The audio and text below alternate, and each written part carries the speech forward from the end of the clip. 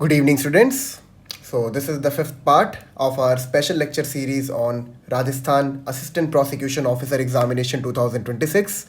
And in this lecture, we are going to cover our discussion from section 63 to 93. अगर आप मेरे lecture को पहली बार देख रहे हैं तो मैं आपको बता दूं कि जो भी मैं ये लेक्चर्स बनाता हूं इसके नोट्स मैं पैरेलली टेलीग्राम ग्रुप में अपलोड करता हूं। टेलीग्राम ग्रुप का लिंक आपको इस वीडियो के डिस्क्रिप्शन में मिल जाएगा। ग्रुप को ज्वाइन कर लीजिए। अलॉन्ग विद दैट वहाँ पे मैं और भी जो भी रीसेंट एग्जामिनेशंस के रिगार्डिंग अपडेट्स आती हैं वो भी मैं पोस्ट करते रहता हूँ, ठीक है। तो it will be helpful for you. And अगर आप इस लेक्चर को मेरे पहली बार देख रहे हैं तो इससे पहले मैंने 4 लेक्चर्स पहले ही बना दिए हैं dedicated to BNSS। And along with that जितने भी आपके सब्जेक्ट्स राजस्थान APO में आने वाले हैं उनको हम लोग कवर करेंगे। अभी हम लोग प्रीलिम्स का कवर कर रहे हैं, फिर उसके बाद हम लोग मेंस की तरफ आगे बढ़ेंगे। अभी हमारा पूरा अप्रोच सिर्फ प्रीलिम्स ओरिएंटेड है, ठीक है। So let's start with section 63। इससे पहले के सेक्शन हमने कर लिए हैं। क्या क्या कर लिया हम लोगों ने? चैप्टर 1 to 5 कर लिया एंड चैप्टर 13 इन्वेस्टिगेशन कंप्लीट कर लिया। अब 63 to 93 बचा है, फिर 125 से लेके कुछ provisions and then thereafter maintenance वाला पार्ट हमारा बचा है। तो नेक्स्ट पार्ट में मतलब सिर्फ 2 और लेक्चर्स बचे हैं BNSS कंप्लीट करने के लिए। देन उसके बाद मैं एक माइनर लॉ करवाऊंगा, that is probation of offenders act. फिर उसके बाद एक मेजर लॉ BSA की तरफ आगे बढ़ेंगे, फिर एक और माइनर लॉ कर लेंगे, ठीक है। पोक्सो एंड JJ एक्ट में पहले सोच रहा करवा दूँ। फिर उसके बाद जो राजस्थान के जो लोकल लॉज है जो आपके एग्जामिनेशन में पूछे जाएंगे उनको हम लोग कवर करेंगे, ठीक है। तो सेक्शन 63 की तरफ आगे बढ़ते हैं। Now this is chapter 6, processes to compel appearance, ठीक है। इस पर्टिकुलर चैप्टर में हम लोग समन्स और वारंट के बारे में पढ़ेंगे कि समन्स क्या होता है, कैसे उसको सर्व किया जाता है, ठीक है। पहले तो आपको ये पता होगा कि एक समन ट्रायल और वारंट ट्रायल में क्या डिफरेंस होता है। समन ट्रायल में हम एक ऐसे ऑफेंस से डील करते हैं जिसकी जो पनिशमेंट होती है that is less than 2 years, ठीक है। और वारंट ट्रायल में हम एक ऐसे ऑफेंस से डील करते हैं, एक ऐसे ऑफेंस का एडजुडिकेशन करते हैं जहाँ पर the punishment is either 2 years or more than 2 years. And whenever I say more than 2 years, it impliedly includes death penalty and life imprisonment, ठीक है। So section 63 शुरू करते हैं। फॉर्म ऑफ समन्स वैसे आपको ये बता ही देता हूँ। सेक्शन 2 क्लॉज X के वर्च्यू से जहाँ पे समन्स केस डिफाइंड है, इट इज़ यहाँ पे लिखा हुआ है कि जो भी वारंट केस में कवर्ड नहीं होगा समन्स केस में आएगा, ठीक है। एंड सेक्शन 2 क्लॉज Z में वारंट केस डिफाइंड है। तो हम समन्स केस किसे कहते हैं? जहाँ पे the punishment is less than 2 years, ठीक है। ये ध्यान रखिएगा, ये बहुत इंपॉर्टेंट है आपके लिए क्योंकि ये आपसे प्रीलिम्स में पूछ सकते हैं। जहाँ पे भी the punishment is wait a second,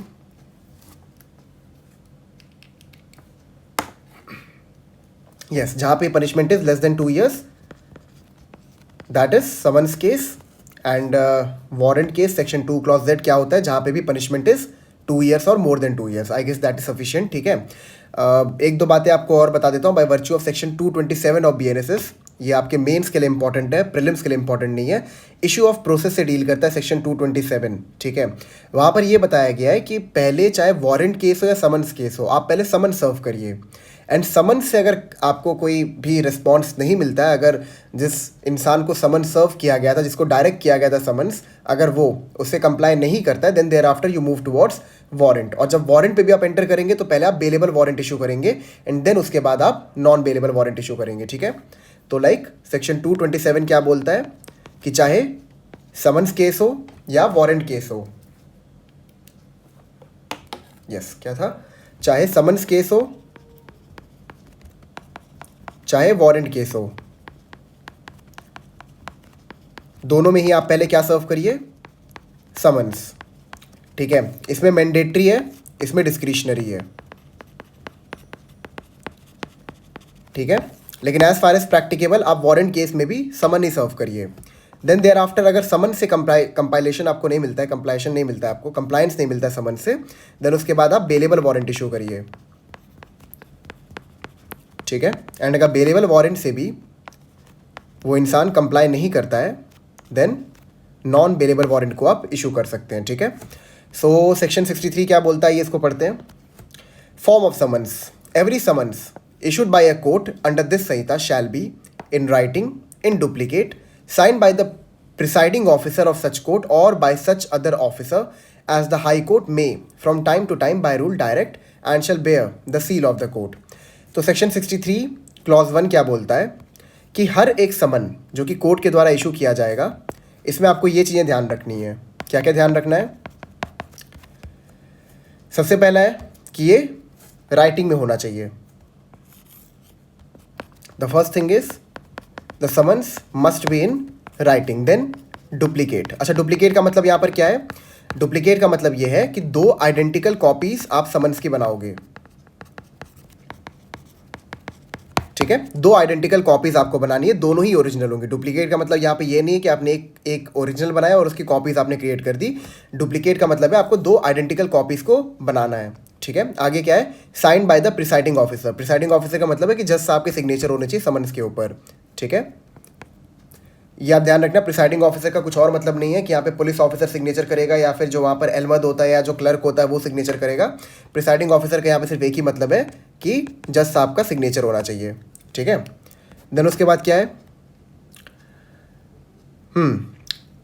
presiding officer of such court और by such other officer as the high court में from time to time by rule direct and shall bear the seal of the court. ठीक है, अगर high court high court इसके regarding कोई rule, इसके regarding कई सारे जो हाई कोर्ट है आपके पास वो रूल्स बनाते हैं। ठीक है, तो कई बार वो रूल में ये बता देते हैं कि आप जज के सिग्नेचर मत लो, आप किसी और प्रिसाइडिंग ऑफिसर के सिग्नेचर ले लो। कोर्ट में सिर्फ जज नहीं होते हैं, वहाँ पर उनका रीडर होता है, एलमद होता है, टाइपिस्ट होता है, बहुत सारे लोग होते हैं। तो अगर हाई कोर्ट डायरेक्शन देता है इस रिगार्डिंग कि प्रिसाइडिंग ऑफिसर नहीं सिर्फ एलमद के सिग्नेचर चले जाए, दैट वुड बी सफिशिएंट, तो हाई कोर्ट ये चीज़ कर सकता है। ठीक है, लेकिन जनरली क्या होता है, समन्स पे जज के ही साइन जाते हैं।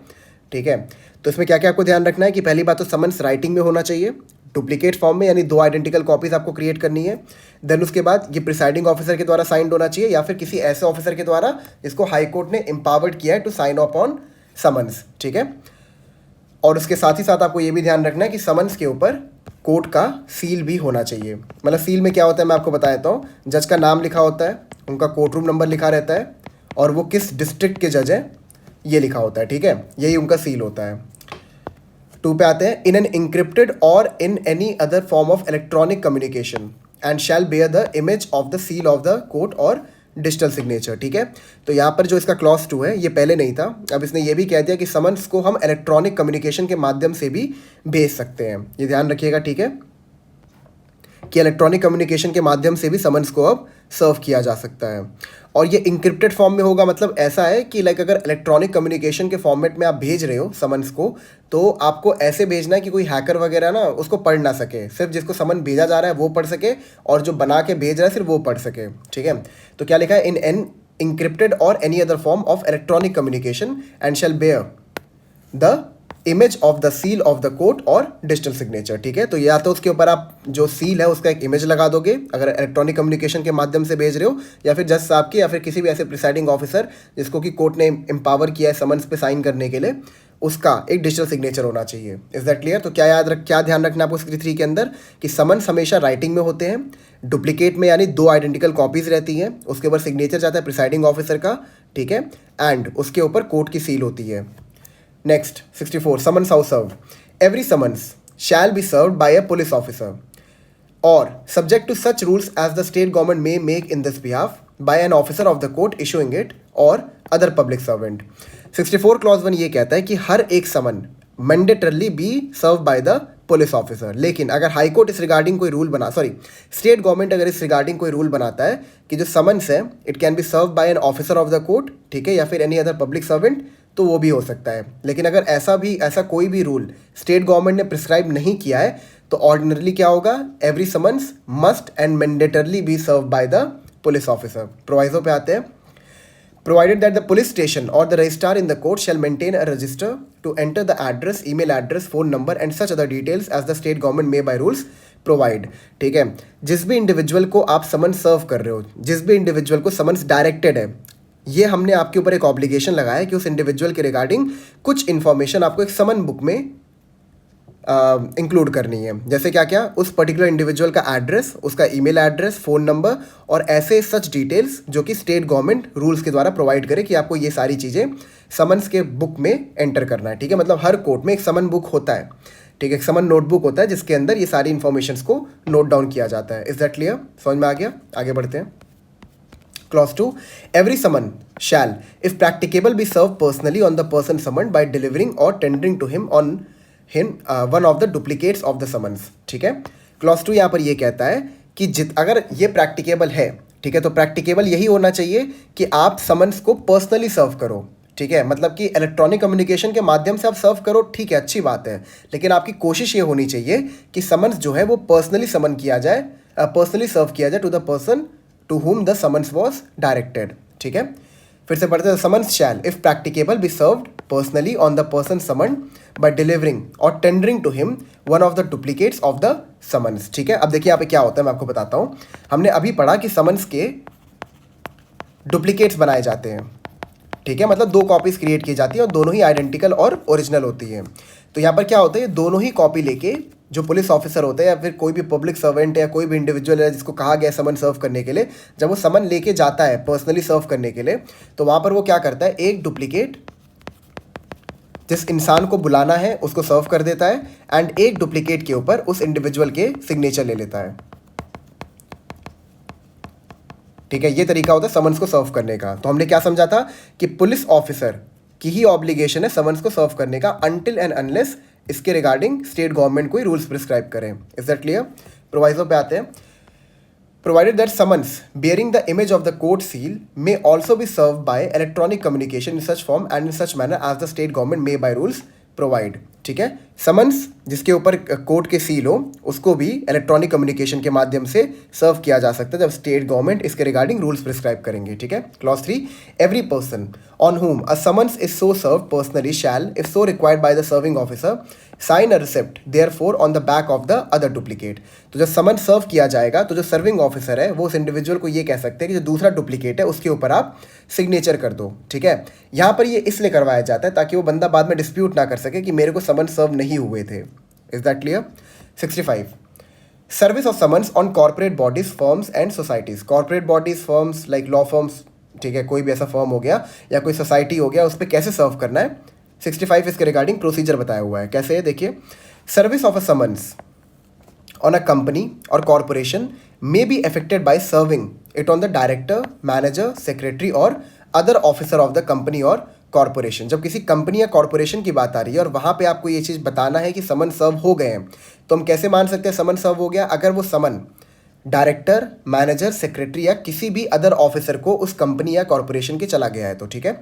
और by letter sent by registered post address to the director, manager, secretary or other officer of the company or corporation in India. अब देखो 2 तरीके हैं, या तो अपने समन्स पर्सनली सर्व कर दिया है किसको, डायरेक्टर को, या तो उसके मैनेजर को, सेक्रेटरी को, या फिर कोई other officer of the company या कॉर्पोरेशन को, ठीक है। दूसरा तरीका यहाँ पर यह है कि आप पर्सनली सर्व नहीं कर रहे हो, आप लेटर के माध्यम से कंपनी या कॉर्पोरेशन को समन सर्व कर रहे हो, ठीक है। तो वहाँ पर आप क्या कर रहे हो, जहाँ आपने लेटर भेजा, ठीक है, अगर ऑनलाइन ये शो हो जाता है कि लेटर जो है वो वहाँ पे सर्व हो चुका है, वो उन्होंने रिसीव कर लिया है, तो वहाँ पे it will be deemed that the summons have been served, ठीक है। In which case the service shall be deemed to have been affected when the letter would arrive in ordinary course of post, ठीक है। Explanation पे जाते हैं। In this section company means a body corporate and corporation means an incorporated company or other body corporated registered under the companies act 2013 or a society registered under the societies registration act 1860। अगर सवाल यहाँ पे ये खड़ा होता है कि company या कॉर्पोरेशन क्या है, तो हम बोलेंगे कंपनी या कॉर्पोरेशन एक ऐसी चीज़ है जिसको कंपनीज एक्ट 2013 के अंदर डिफाइन किया गया है। एंड सोसाइटी क्या है? सोसाइटी वो चीज़ है जिसको सोसाइटीज रजिस्ट्रेशन एक्ट 1860 के अंदर डिफाइन किया गया है। Is that clear? क्लॉज 2 पे आते हैं। Service of a summons on a firm or other association of individuals may be affected by serving it on any partner of such firm or association। अगर किसी association या किसी firm को समन सर्व किए जा रहे हैं तो हम कैसे मान लेंगे कि समन जो है वो ड्यूली सर्व हो गया है? जब वो किसी फर्म के पार्टनर को चले, लाइक पार्टनरशिप फर्म होता है ना, तो अगर किसी पार्टनर को आपने वो समन सर्व कर दिया है तो it will be deemed that the summons have been duly serve. देखिए हम यहाँ पे किसी की इंडिविजुअल की बात नहीं कर रहे हैं, ध्यान से मेरी बात को समझिए। हम यहाँ पे समन्स किसी इंडिविजुअल को सर्व नहीं कर रहे हैं, हम यहाँ पे समन्स किसी कंपनी, कॉर्पोरेशन, किसी फर्म या फिर किसी एसोसिएशन को कर रहे हैं या किसी सोसाइटी को कर रहे हैं, ठीक है। हम लाइक ऑल टुगेदर उस बॉडी कॉर्पोरेट को समन सर्व कर रहे हैं, ठीक है। ये ध्यान रखना है, हम किसी इंडिविजुअल को नहीं कर रहे हैं। तो वो बॉडी कॉर्पोरेट को समन सर्व हो गए हैं कि नहीं हो गए, तो हम वो कैसे मानेंगे? वो ऐसे मानेंगे कि भैया उनके मैनेजर को चला गया, उसके ओनर को चला गया, उसके पार्टनर को चला गया, तो हम ये मानेंगे कि उस बॉडी कॉर्पोरेट को वो समन्स ड्यूली सर्व हो गया है, ठीक है। आगे, और by letter send by registered post addressed to such partner, in which case the service shall be deemed to have been effected when the letter would arrive in ordinary course of post. अगर letter के माध्यम से summons को भेजा जा रहा है तो हम कब मान लेंगे समन्स ड्यूली सर्व हो गए? जब वो उसके जो भी उसके पार्टनर को डायरेक्ट किया गया था समन, जब वो उसके घर पे पहुंच जाए, ठीक है. 66. Service. When person summoned cannot be found, where the person summoned cannot by the exercise of due diligence be found. अब आप उस बंदे के घर पे गए, किसी इंडिविजुअल को आपको समन करना है, उस इंडिविजुअल के आप घर पे गए, घर पे गया, आपने डिलीजेंटली थोड़ा तलाश लिया, लाइक गेट खटखटाया और कोशिश किया उस इंसान को ढूंढने का, बट वो इंसान आपको नहीं मिला, ठीक है. The summons may be served by leaving one of the duplicates for him with some adult member of his family residing with him, and the person with whom the summons is so left shall, if so required by the serving officer, sign a receipt therefore on the back of the other duplicate. अब मेरी बात को ध्यान समझिएगा आप, ठीक है. 66 ये कहता है कि अगर आपको किसी इंडिविजुअल को समन करना है, ठीक है, और वो उस समय घर पे नहीं है, तो आप क्या कर सकते हो, किसी भी एडल्ट मेंबर को वो समन्स दे के आ जाओगे. और अगर आप किसी भी एडल्ट मेंबर को समन सर्व करके आ गए उसके फैमिली के, ठीक है, तो वहाँ पे हम ये मान के चलेंगे कि समन जो है वो ड्यूली सर्व हो गया है.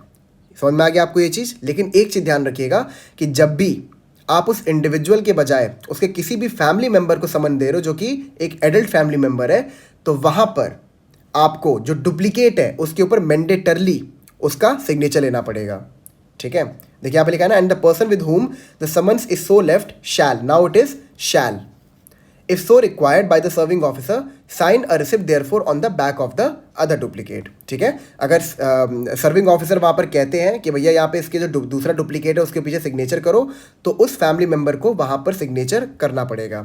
एक्सप्लेनेशन ये कहता है कि जो सर्वेंट है, he is not a part of the member of the family. तो अगर आपने सर्वेंट को समन वहाँ पे दे के आप आ गए हो, ठीक है, तो वहाँ पे हम ये चीज़ नहीं मान के चलेंगे that the summons were duly served. Is that clear? 67 पे आते हैं. Procedure when service cannot be effected as before provided. अब यहाँ पर जो ऊपर बताया गया था आपका 66 के अंदर कि अगर मान लो बंदा घर पे नहीं मिला तो आपने उसके किसी फैमिली मेम्बर को समन्स दे दिए जो कि एडल्ट है, ठीक है. 65 में अगर आपको लाइक पार्टनर तक आप नहीं पहुँचा पाए या सोसाइटी तक नहीं पहुँचा पाए, 64 में आप लाइक किसी बॉडी कॉर्पोरेट तक समन्स को नहीं सर्व कर पाए, ठीक है. अगर मान लो पहले का जो प्रोसीजर आपका दिया हुआ है प्रीसीडिंग सेक्शंस में, उससे चीज़ें नहीं हो पाती है, तो क्या हमें करना पड़ेगा? If service cannot by the exercise of due diligence be effected as provided in section 64, 65 or 66, the serving officer shall affix one of the duplicates of the summons to some conspicuous part of the house or homestead in which the person summoned ordinarily resides, and thereupon the court, after making such inquiries as it thinks fit, may either declare that the summons has been duly served or order fresh service in such manner as it considers proper. देखिए, अगर मान लो आप 64 और 65 के अंदर किसी body corporate को समन सर्व करना चाहते हो, ठीक है. अब क्योंकि वो एक बॉडी कॉर्पोरेट है, तो आप किसी बॉडी कॉर्पोरेट को तो कोर्ट में बुला नहीं सकते, तो रैदर आप किसको कोर्ट में बुलाओगे? जो उसके रिप्रेजेंटेटिव हैं, लाइक मैनेजर, ठीक है, उसका कोई ऑफिसर है, डायरेक्टर है, उनको आप कोर्ट में बुलाओगे, है कि नहीं. अब सपोज लाइक आपको समन सर्व करना है, तो आप समन कैसे सर्व करोगे? आप समन उस डायरेक्टर, मैनेजर या फिर उस ऑफिसर को ही करोगे ना. अब अगर मान लो आपको डायरेक्टर, मैनेजर या ऑफिसर नहीं मिला, घर पे नहीं मिला, ठीक है, या फिर जिस इंडिविजुअल को आप समन सर्व करना चाहते थे वो आपको घर पे नहीं मिला, तो आप क्या करोगे? जो समन है उसकी जो एक डुप्लीकेट कॉपी है उसको उसके घर के बाहर किसी कंस्पिक्यूअस पार्ट पे लगा दोगे. ना कंस्पिक्यूअस का मतलब ये होता है जो कि ईजिली विजिबल हो, ठीक है, आते जाते लोग उसको आराम से देख सके, या फिर कोई भी जो बंदा उस घर में एंटर करता है वो घर में घुसते ही उस समन्स को देख सके. तो किसी भी कंस्पिक्यूअस पार्ट पे आपको चिपका के आ जाना है. नाउ जब आप किसी कंस्पिक्यूअस पार्ट पे उसको चिपका के आ जाओगे तो कोर्ट या तो यहाँ पे ये प्रिजम्पशन कैरी करेगी कि समन्स जो है वो ड्यूली सर्व हो गया है, या तो कोर्ट जो है वो फ्रेश समन्स को सर्व करने का ऑर्डर दे देंगे, ठीक है. इनमें से दोनों में से कोई भी काम कोर्ट कर सकता है. 68 सर्विस ऑन गवर्नमेंट सर्वेंट. अब गवर्नमेंट सर्वेंट को कैसे आप सर्विस करोगे समन्स को, ठीक है, समन्स कैसे सर्व करोगे? 68 के अंदर प्रोसीजर बताया गया है. Way the person summoned is in the active service of the government. अगर यहाँ पे ध्यान रखना है कि अगर किसी भी गवर्नमेंट सर्वेंट को आपको समन भेजना है तो आपको ये चीज़ इंश्योर करना है कि वो इंडिविजुअल एक्टिव सर्विस में होना चाहिए गवर्नमेंट के, ठीक है. The court issuing the summons shall ordinarily send it in duplicate to the head of the office in which such person is employed, ठीक है. जिस भी पर्टिकुलर ऑफिस में वो इंडिविजुअल एम्प्लॉयड होगा उसके हेड ऑफिस में आपको समन्स को भेजना है, ठीक है.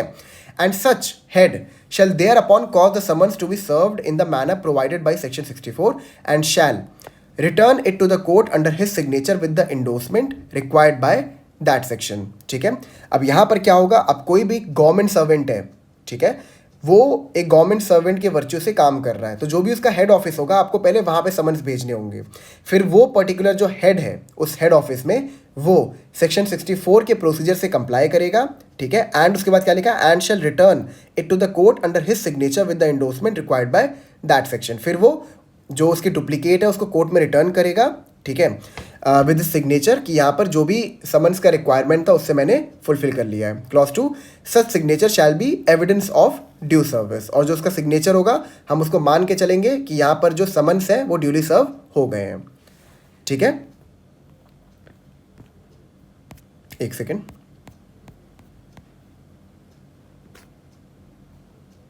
ठीक है,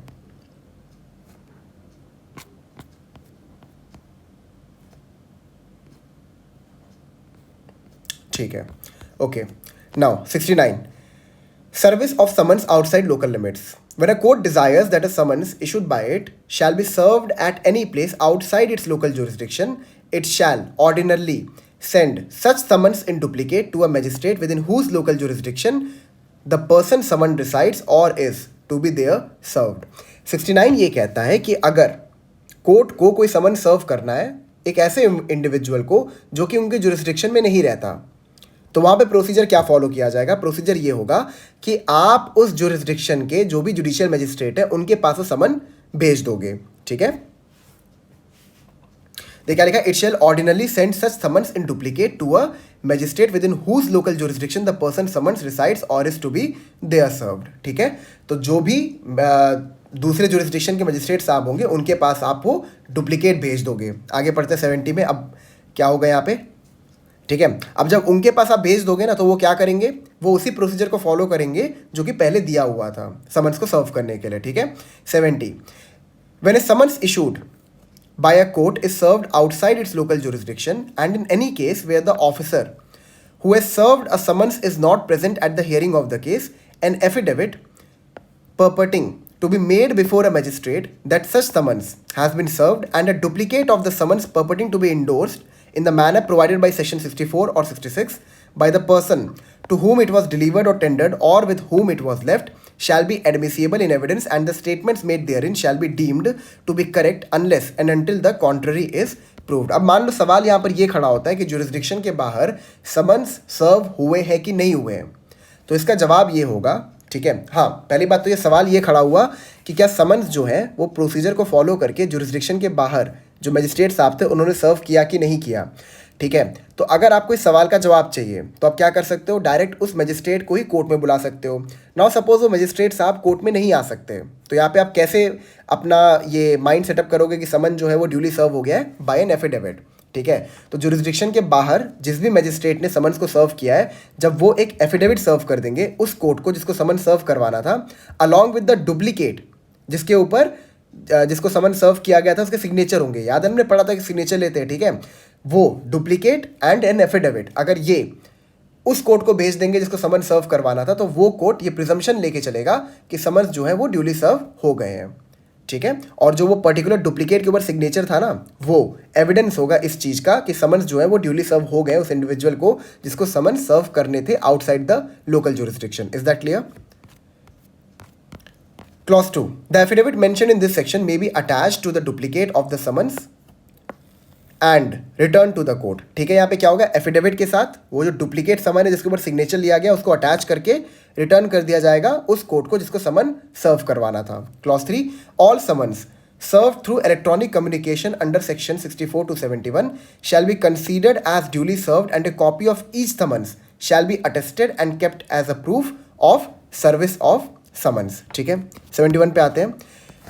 service of summons on witness. अब विटनेस को कैसे समन सर्व किया जाएगा? Notwithstanding anything contained in the preceding sections of this chapter, a court issuing a summons to a witness may, in addition to and simultaneously with the issue of such summons, direct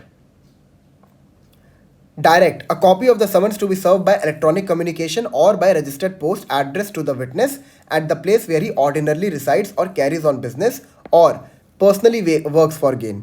71 यहाँ पे ये क्या है, 71 जो है it is a non obstantive clause. ठीक है, ये ओवरराइड कर रहा है जो भी इसके पहले के प्रोविजंस में चीज़ें लिखी हैं उन चीज़ों को, ठीक है। और 71 क्या कहता है, ये कहता है कि अगर किसी विटनेस को समन सर्व करना है तो कोर्ट यहाँ पे क्या कर सकता है, कोर्ट एक तो पहले लाइक जो पीछे का प्रोसीजर है उसको फॉलो करेगा, एंड अलॉन्ग विद दैट अगर वो चाहे तो इलेक्ट्रॉनिक कम्युनिकेशन के माध्यम से भी समन्स को सर्व करवा सकता है। इसको दोबारा पढ़ते हैं।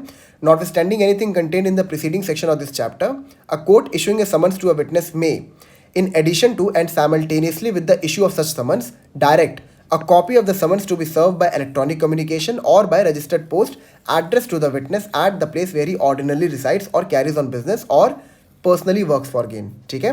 तो या तो कोर्ट कोर्ट यहाँ पे क्या करेगा, जो पीछे का प्रोसीजर है उसको फॉलो करेगा, अलॉन्ग विद दैट कोर्ट ये भी ऑर्डर करेगा अगर चाहे तो कि जो समन्स है वो साइमल्टेनियसली या फिर इन एडिशनल, ठीक है, in addition to electronic communication के माध्यम से भेज दिए जाए या फिर एक रजिस्टर्ड पोस्ट के थ्रू भी उसको समन सर्व कर दिया जाए। Is that clear? Clause 2, when an acknowledgement purporting to be signed by the witness or an endorsement purporting to be made by a postal employee that the witness refused to take delivery of the summons has been received, or on the proof of delivery of summons under subsection 3 of section 70 by electronic communication to the satisfaction of the court issuing summons may deem that the summons has been duly served. अब जो इंसान समन को लेके गया था वहाँ पे सर्व करने के लिए, ठीक है, उसके बाद विटनेस ने उसको मना कर दिया कि मेरे को ये समन्स नहीं चाहिए, मतलब मैं ये समन्स को सर्व नहीं करवाना चाहता, ठीक है, या फिर इलेक्ट्रॉनिक कम्युनिकेशन के माध्यम से अगर समन्स उसके रजिस्टर्ड ईमेल एड्रेस या फिर उसके फ़ोन नंबर पे भेज दिया गया है तो कोर्ट वहाँ पे प्रिजम्पशन यही लेके चलेगा कि जो समन्स थे वो विटनेस को ड्यूली सर्व हो गया है, ठीक है।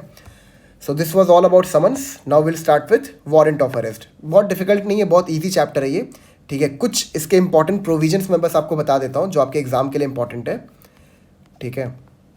एक तो आपका 63 बहुत इंपॉर्टेंट है क्योंकि इसका प्रोसीजर आपको पता होना चाहिए, ठीक है। ये प्रोसीजर डाल देगा 4 ऑप्शन में और पूछेगा इनमें से कौन सा प्रोसीजर जैसा आपको फॉलो नहीं करना है, ठीक है। 64 भी आपका बहुत इंपॉर्टेंट है।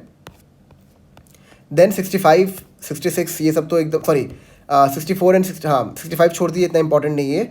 66 बहुत इंपॉर्टेंट है, कंस्पीकियस पार्ट पे चिपकाना होता है, ठीक है। 67 ये था कंस्पीकियस पार्ट वाला जहाँ पे चिपकाना होता है आपको, ठीक है। 66 भी आपका बहुत इंपॉर्टेंट है।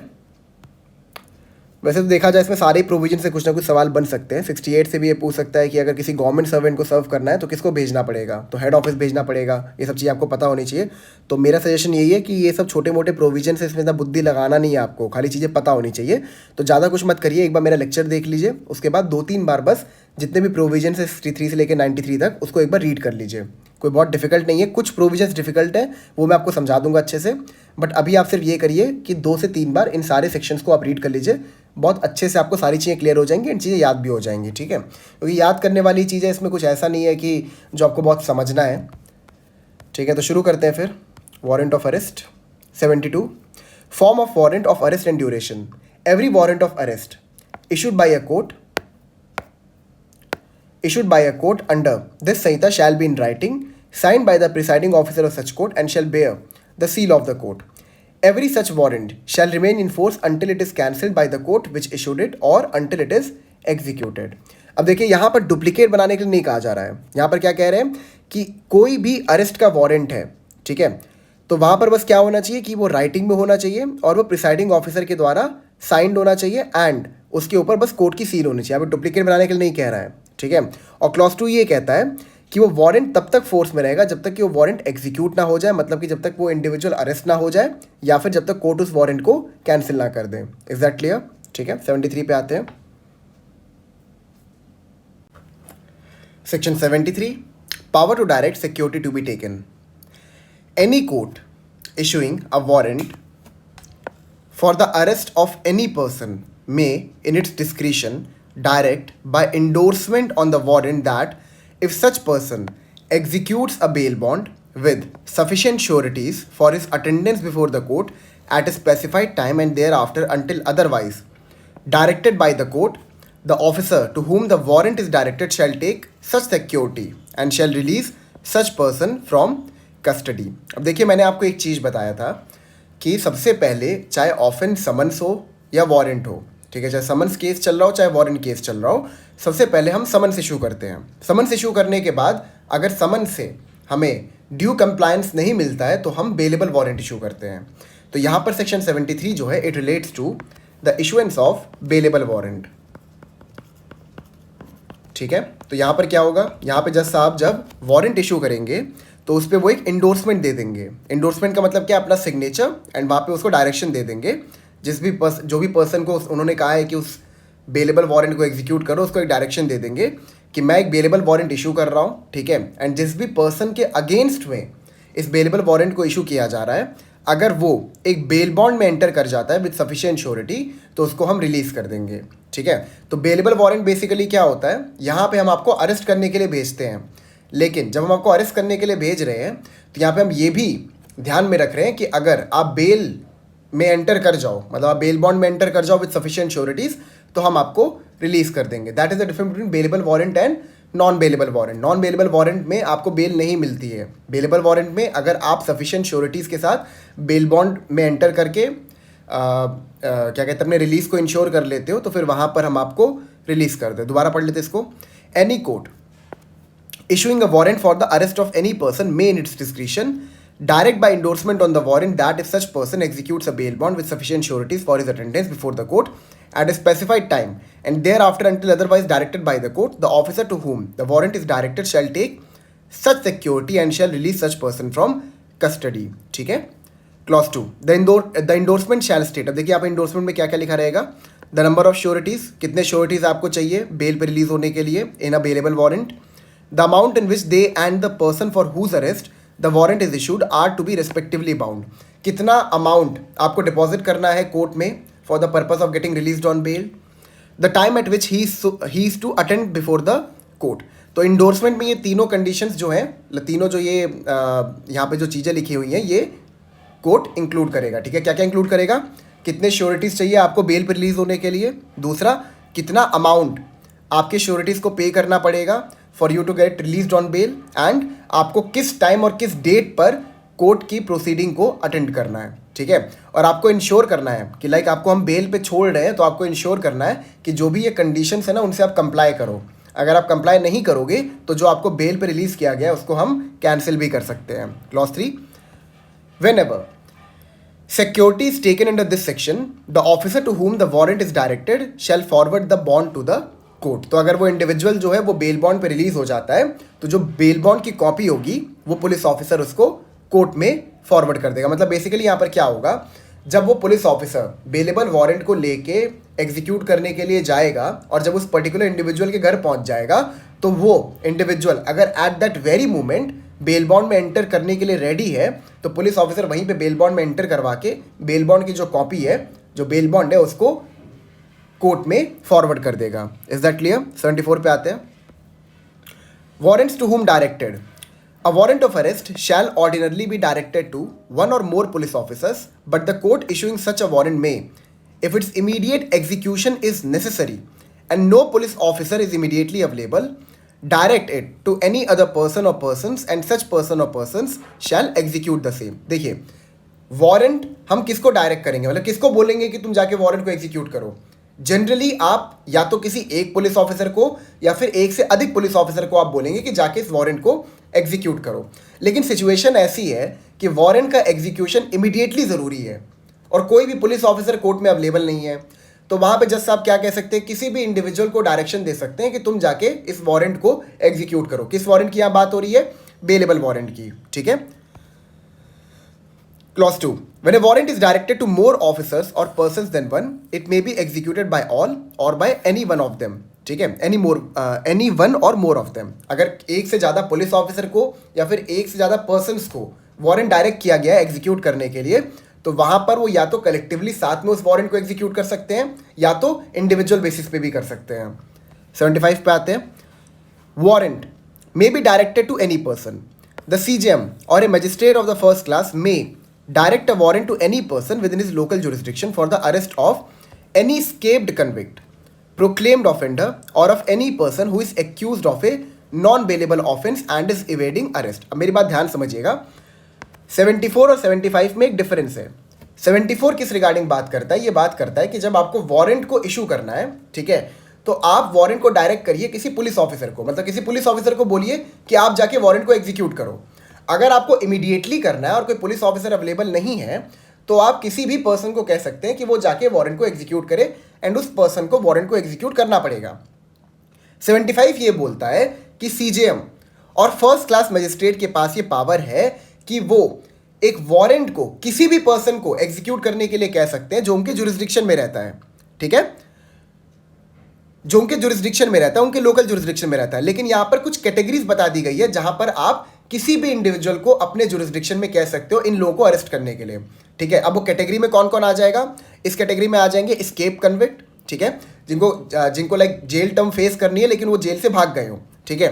Proclaimed offender section 84-85 of any person who is accused of a non bailable offence and is evading arrest, जिसके अगेंस्ट में नॉन बेलेबल एक एक्यूज जो है जिसने नॉन बेलेबल ऑफेंस कमिट किया है, ठीक है, एक्यूजेशन है उसके ऊपर, उसने एक नॉन बेलेबल ऑफेंस कमिट किया है एंड वो अरेस्ट को इवेड कर रहा है, मतलब अरेस्ट से बच रहा है, ठीक है। तो इस सिचुएशन में आप क्या कर सकते हो? किसी भी पर्सन को कह सकते हो कि आप वारंट को एग्जीक्यूट करो। लेकिन 74 ये कहता है कि आप किसी भी पर्सन को नहीं कह सकते वारंट एग्जीक्यूट करने के लिए अनटिल एंड अनलेस आपके पास इमीडिएटली कोई पुलिस ऑफिसर अवेलेबल ना हो। तो अगर पुलिस ऑफिसर अवेलेबल है 74 के अंदर तो आप किसी भी पर्सन को नहीं बोलोगे वारंट को एग्जीक्यूट करने के लिए। लेकिन 75 ये कहता है कि आप किसी भी पर्सन को कह सकते हो, नॉट नेसेसरली पुलिस ऑफिसर, अगर वो पर्सन आपके लोकल जुरिस्डिक्शन में रहता है, ठीक है, वारंट को एग्जीक्यूट करने के लिए, प्रोवाइडेड कि वो वारंट ऐसे इंसान के अगेंस्ट में एग्जीक्यूट किया जा रहा है जो या तो एस्केप कन्विक्ट है, या तो वो एक प्रोक्लेम्ड ऑफेंडर है, या तो he is an accused of a non bailable offence who is evading arrest. Is that clear? Clause 2 पे आते हैं। Such person shall acknowledge in writing the receipt of the warrant and shall execute it if the person for whose arrest it was issued is in or enters on any land or other property under his charge. अब देखिए ये भी बहुत important है कि जब CJM या फिर फर्स्ट क्लास मैजिस्ट्रेट एक वारंट इशू कर रहे हैं to any person in his local jurisdiction, तो वो अरेस्ट कब कर सकता है? देखिए अरेस्ट करने के लिए भी इसमें कंडीशंस दे दी गई है। पहले क्या बोला गया? सच person shall acknowledge in writing the receipt of the warrant. पहले वो इंडिविजुअल वारंट का रिसिप्ट, मतलब उस तक वो वारंट जो कोर्ट का ऑर्डर है वो पहुंच चुका है, इसका एक्नॉलेजमेंट देगा। एक्नॉलेजमेंट कैसे होगा? 2 कॉपीज रहेंगी, ठीक है, 2 आइडेंटिकल कॉपीज रहेंगी, एक वो अपने पास रख लेगा और एक के नीचे साइन करके उसको वापस कोर्ट में भिजवा देगा, ठीक है। मतलब मान लो अगर जज साहब ने किसी भी इंडिविजुअल को डायरेक्ट किया है कि तुम इसको अरेस्ट करना, जैसे फॉर एग्जाम्पल मैं आपको बताता हूँ क्या होता है। मान लो कोई स्केप कन्विक्ट है, ठीक है, अब उस स्केप कन्विक्ट का कोई फ्रेंड है या कोई रिलेटिव है जिसकी प्रोबेबिलिटी है कि इसके घर पे वो आ सकता है, ठीक है, तो उसको मजिस्ट्रेट साहब एक वारंट इशू कर देंगे कि जब भी ये इंडिविजुअल तुम्हारे घर पे आएगा या तुम्हारे आसपास कहीं पे भी दिखेगा तुम इसको अरेस्ट कर लेना। और जो आपका 75 क्लॉज 2 है वो भी यही कहता है कि कुछ सर्टेन कंडीशंस में ही वो पर्टिकुलर इंडिविजुअल उस स्केप कन्विक्ट या फिर नॉन बेलेबल ऑफेंस का एक्यूज्ड या फिर प्रोक्लेम्ड ऑफेंडर को अरेस्ट कर सकता है। वो क्या कंडीशंस है? पहला, the person enters on any land or other property under his charge, ठीक है, सिर्फ तभी वो इंडिविजुअल उसका अरेस्ट कर सकता है या उसको लाइक मजिस्ट्रेट के सामने लेके जा सकता है, ठीक है, वारंट को एग्जीक्यूट कर सकता है सिर्फ उस सिचुएशन में जब उसकी प्रॉपर्टी में वो एस्केप्ड कन्विक्ट, वो प्रोक्लेम्ड ऑफेंडर या फिर the accused of a non bailable offence who is evading arrest आता है। तो समझ में आ गया? ऐसे नहीं कर सकता कि लाइक वो रोड पे टहल रहा है, ठीक है, और रोड पे टहलते टहलते उसने उसको कहीं ढूंढा ओढ़ा और पकड़ के उसको अरेस्ट कर लिया। ऐसे नहीं करना है उस पर्सन को, ठीक है। उसको कैसे करना है? उसको ये ध्यान रखना है कि जब भी वो इंडिविजुअल उसके प्रॉपर्टी में एंटर करेगा सिर्फ तभी वो उसको अरेस्ट कर सकता है, वारंट को ड्यूली एग्जीक्यूट कर सकता है। Is that clear? Clause 3, when the person against whom such warrant is issued is arrested, he shall be made over with the warrant to the nearest police officer, who shall cause him to be taken before a magistrate having jurisdiction in the case unless security is taken under section 73, ठीक है। अब suppose जो warrant issue किया गया था वो bailable warrant in nature था और किसी पर्सन को डायरेक्ट किया गया था कि आप इस बेलेबल वारंट को एग्जीक्यूट करना। अगर वो बेलेबल वारंट एग्जीक्यूट हो जाता है तो जिस भी इंडिविजुअल ने बेलेबल वारंट को एग्जीक्यूट किया है उसकी रिस्पॉन्सिबिलिटी है कि उस वारंट के साथ वो एक्यूज्ड को, ठीक है, एक्यूज्ड का हो या फिर एस्केप्ड कन्विक्ट का हो या प्रोक्लेम्ड ऑफेंडर का हो, उसके साथ जो भी नियरेस्ट पुलिस ऑफिसर होगा उसके पास भेज देगा, ठीक है। एंड देन पुलिस ऑफिसर क्या करेगा? पुलिस ऑफिसर चेक करेगा कि पहले ये नॉन बेलेबल वारंट है कि बेलेबल वारंट है। अगर बेलेबल वारंट है और वो पर्टिकुलर इंडिविजुअल जो अरेस्ट हुआ है वो सिक्योरिटी देने के लिए रेडी है तो उसे सिक्योरिटी लेके उसको रिलीज कर देगा, जो कि सेक्शन 73 के अंदर प्रोसीजर बताया गया था। Is that clear? Now, Section 76. Warrant directed to police officer.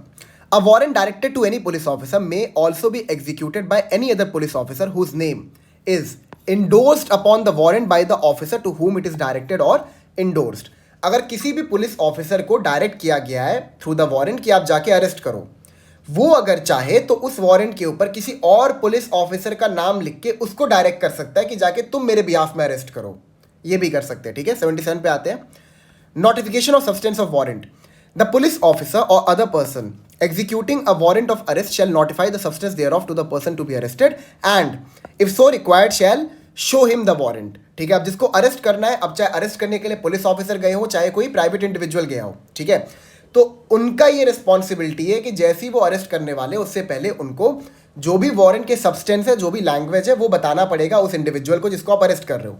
मतलब बेसिकली आपको उसको समझाना पड़ेगा कि आप कैसे अथॉरिटी डिराइव करते हो उसको अरेस्ट करने की एंड अलॉन्ग विद दैट आप उसको क्यों अरेस्ट कर रहे हो. ठीक है, और अगर वो कहता है कि तुम्हारे पास वारंट नहीं है, चलो मुझे वारंट दिखाओ अपने पास अगर है कि नहीं, तो आपको उसको वारंट दिखाना भी पड़ेगा. Is that clear? 78 पे आते हैं.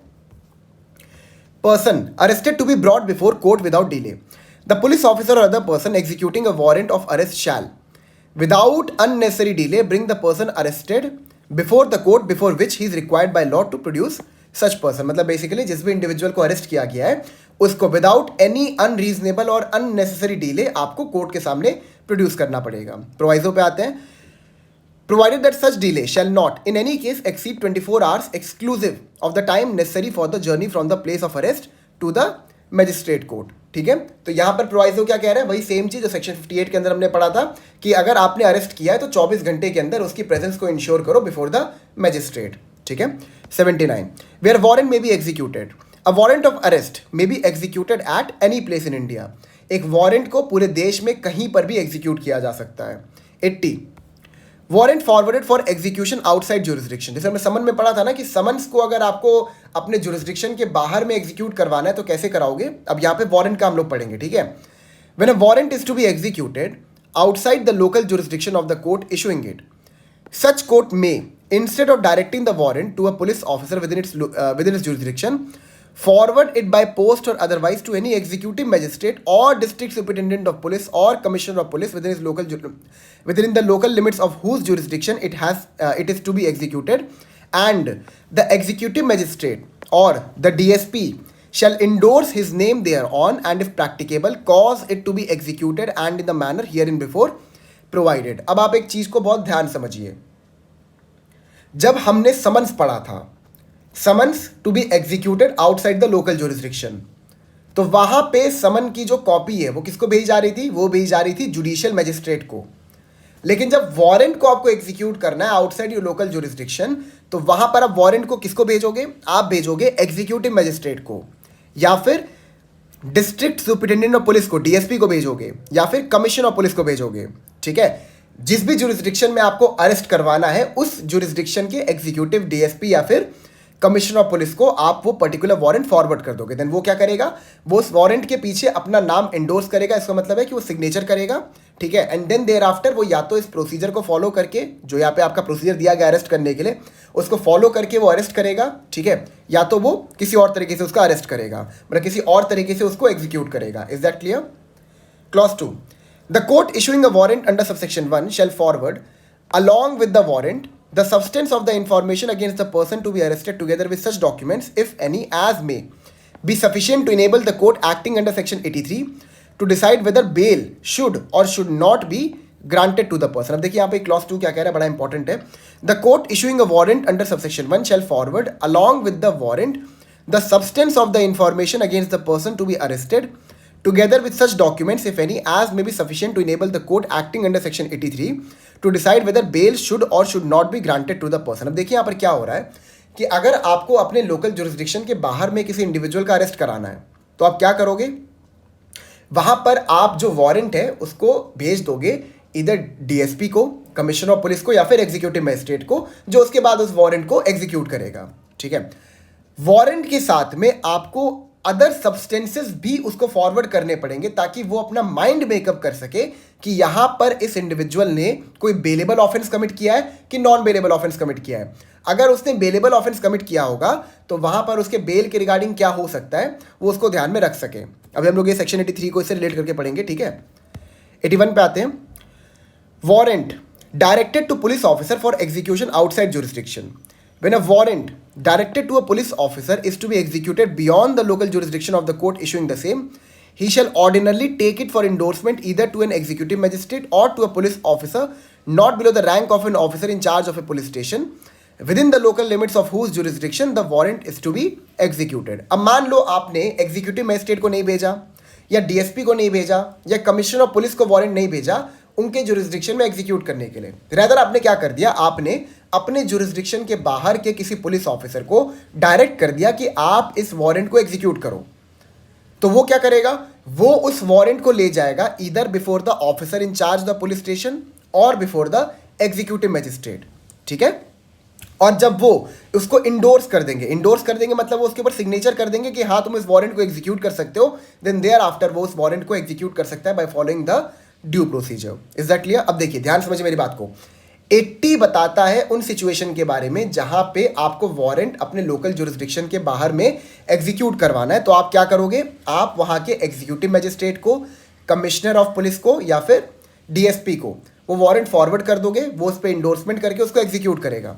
लेकिन सपोज आपने डायरेक्टली ही किसी पुलिस ऑफिसर को जो आपके जुरिस्डिक्शन से बाहर है उसको डायरेक्ट कर दिया कि तुम इस वारंट को इशू करो, तो उसकी रिस्पॉन्सिबिलिटी क्या होगी, पहले वो जाके एग्जीक्यूटिव मजिस्ट्रेट या फिर officer in charge the police station का सिग्नेचर लेगा उसके ऊपर एंड देन देयर आफ्टर वो उसको एग्जीक्यूट करेगा। Is that clear?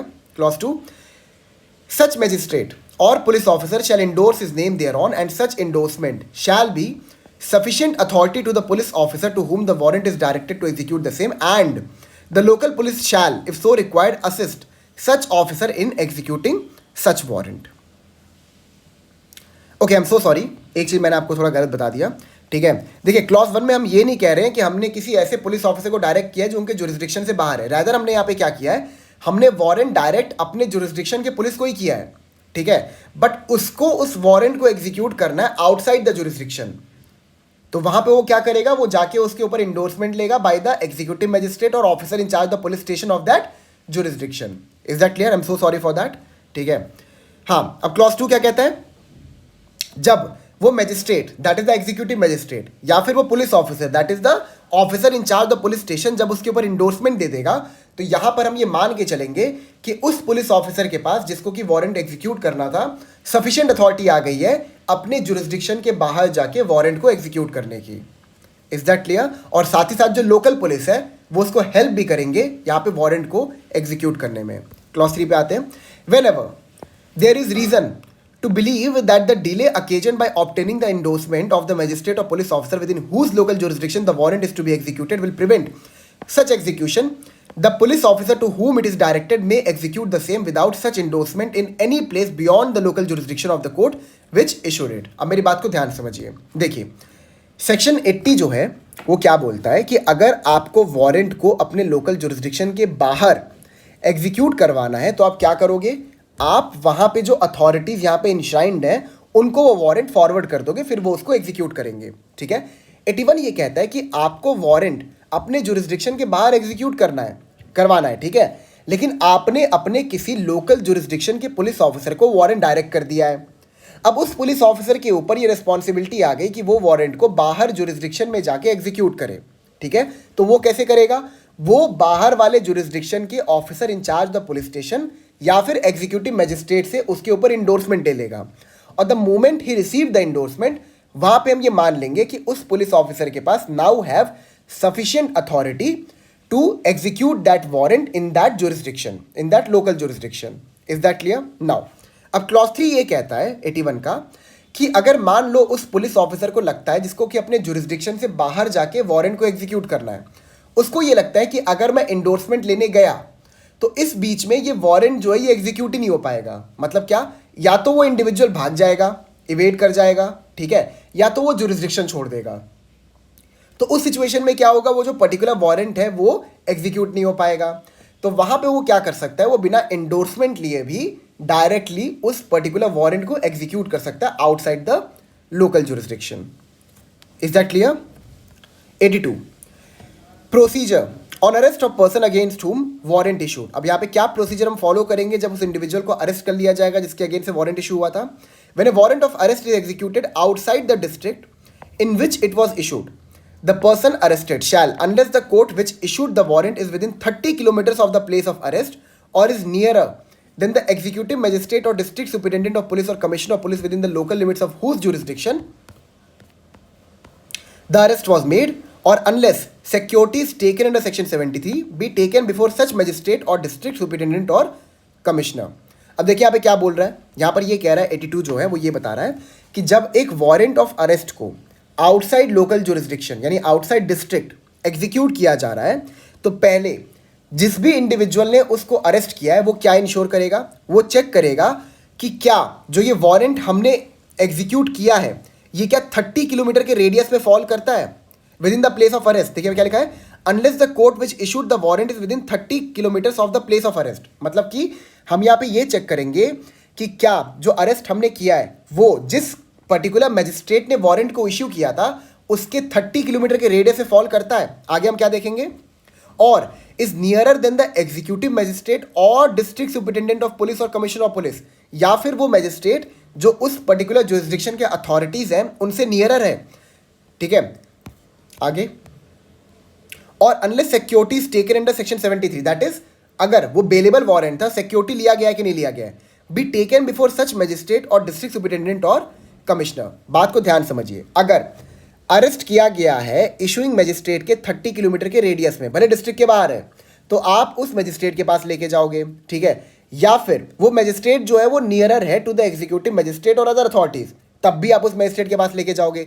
लेकिन अगर ये सिचुएशंस नहीं है, या फिर हाँ, या फिर ये भी है कि सेक्शन 73 के अंदर जो बेलेबल वारंट इशू किया गया था, ठीक है, बेलेबल वारंट इशू किया गया था, उससे वो बंदा कंप्लाई कर गया, मतलब बेल से कंप्लाई कर गया, और अगर ये सिचुएशन है, अगर इन तीनों में से कोई भी सिचुएशन नहीं है तो आपकी रिस्पॉन्सिबिलिटी क्या होगी कि आप उस जुरिस्डिक्शन के जो एग्जीक्यूटिव मैजिस्ट्रेट है या जो डीएसपी है उसके पास अरेस्टेड पर्सन को लेके जाओगे. समझ में आया आपको? सेक्शन 82 क्या बोलता है, ये बोलता है कि सपोज ये एक डिस्ट्रिक्ट है और ये एक दूसरा डिस्ट्रिक्ट है, यहां पे वारंट को एग्जीक्यूट करना था. ठीक है, अब यहां पर सपोज जो वारंट है वो एग्जीक्यूट हो गया. अब जो आपके मैजिस्ट्रेट साहब है जिन्होंने वारंट को इशू किया था वो इतनी दूरी पे रहते हैं यहाँ से, प्लेस ऑफ अरेस्ट से, और ये 30 किलोमीटर के रेडियस के अंदर है. ठीक है, सपोज का डिस्टेंस जो है वो 10 किलोमीटर था. तो यहाँ पर जिस इंडिविजुअल ने वारंट को एग्जीक्यूट किया है वो क्या करेगा, वो एक्यूज्ड को लेके चला जाएगा बिफोर द जुरिस्डिक्शनल मैजिस्ट्रेट. पहली सिचुएशन. दूसरा यहाँ पर ये है कि अगर this individual is nearer to the executive magistrate और द डीएसपी और द कमिश्नर ऑफ पुलिस. ठीक है, अब यहाँ पे इनका डिस्टेंस है 10 किलोमीटर, इनका डिस्टेंस है 25 किलोमीटर. ठीक है, तो ये नियरर है तो आप तब भी इसी के पास लेके जाओगे. Is that clear? लेकिन अगर ये दोनों सिचुएशंस आपके पास नहीं है, मतलब जो आपके इशूइंग मैजिस्ट्रेट है वो आपके ज़्यादा नज़दीक नहीं है, रेदर आपके ये सारे अथॉरिटीज ज़्यादा नज़दीक हैं, या फिर आपका डिस्टेंस 30 किलोमीटर से ज़्यादा है, तो आप क्या करोगे, आप जो अरेस्टेड पर्सन है उनको एग्जीक्यूटिव मैजिस्ट्रेट या फिर डीएसपी के पास लेके जाओगे. Is that clear? ठीक है, क्लॉज 2 देखते हैं. On the arrest of any person referred to in subsection 1, the police officer shall forthwith give the information regarding such arrest and the place where the arrested person is being held to the designated police officer in the district and to such officer of another district where the arrested person normally resides. Basically यहाँ पर ये कह रहा है कि जैसे ही आप उस इंडिविजुअल का अरेस्ट कर लोगे, आपको अपने जुरिस्डिक्शन के जो officer in charge the police station है उनको इन्फॉर्मेशन देनी है कि मैंने इसको अरेस्ट कर लिया एंड अरेस्ट करके इसको इस पर्टिकुलर प्लेस पर रखा हुआ है. Is that clear? 83 पे जाते हैं. Procedure by magistrate before whom such person arrested is brought. अब सपोज सेक्शन 82 सबसेक्शन 1 के अंदर आप बाहर के जुरिस्डिक्शन के मैजिस्ट्रेट के सामने अरेस्टेड पर्सन को प्रेजेंट कर रहे हो, तो वो क्या प्रोसीजर फॉलो करेगा, आइए पढ़ते हैं. द एग्जीक्यूटिव मैजिस्ट्रेट और डीएसपी और commissioner of police shall, if the person arrested appears to be the person intended by the court which issued the warrant, direct his removal in custody to such court. ध्यान से मेरी बात को समझिए. अगर 82 subsection 1 के अंदर आप डीएसपी, कमिश्नर ऑफ पुलिस या फिर एग्जीक्यूटिव मजिस्ट्रेट के पास अरेस्टेड पर्सन को लेके गए हो एंड वो अपना सेटिस्फैक्शन बना लेते हैं कि जिस पर्सन को अरेस्ट करना था वही इंडिविजुअल अरेस्ट हुआ है, तो वो क्या करेंगे, उस पर्टिकुलर इंडिविजुअल की कस्टडी को ट्रांसफर कर देंगे उस कोर्ट के पास जिसने उस पर्टिकुलर वारंट को इशू किया था।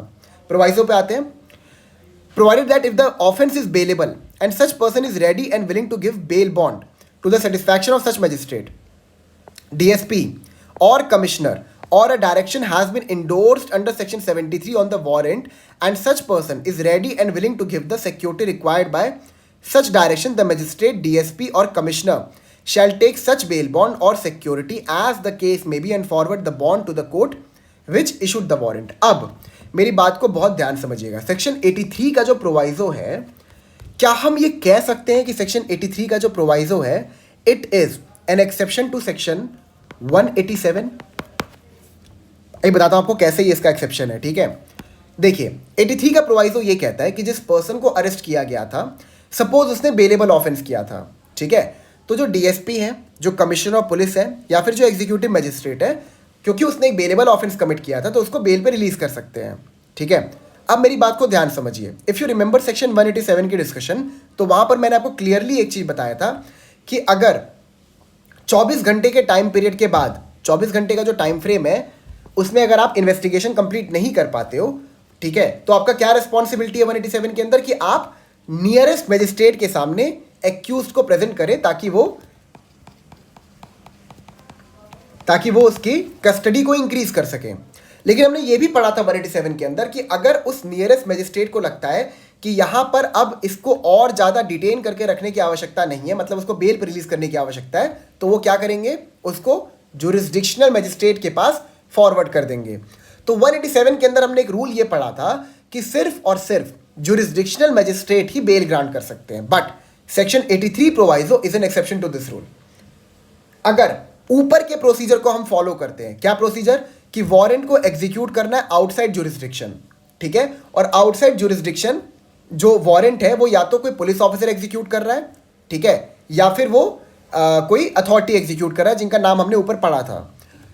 नाउ जब वो उसको एग्जीक्यूट कर देंगे और इंश्योर कर लेंगे कि ये वही इंसान है जिसको अरेस्ट करना था, और उनको पता चलता है कि इसने एक बेलेबल वारंट कमिट किया है, बेलेबल ऑफेंस कमिट किया है, तो वो उसको बेल पे रिलीज भी कर सकते हैं, रादर देन वो उसको जुरिस्डिक्शन मजिस्ट्रेट के पास नहीं भेज रहे हैं, खुद ही उसको बेल पे रिलीज कर दे रहे हैं अगर वो बेल बॉन्ड में एंटर कर जाता है। तो it is an exception to the general rule provided under section 187, ये ध्यान रखिएगा, ठीक है। तो ये प्रोवाइजो इसका भी एक्सेप्शन है एंड ये प्रोवाइजो 187 का भी एक्सेप्शन है। सेकेंड प्रोवाइजो पे आते हैं।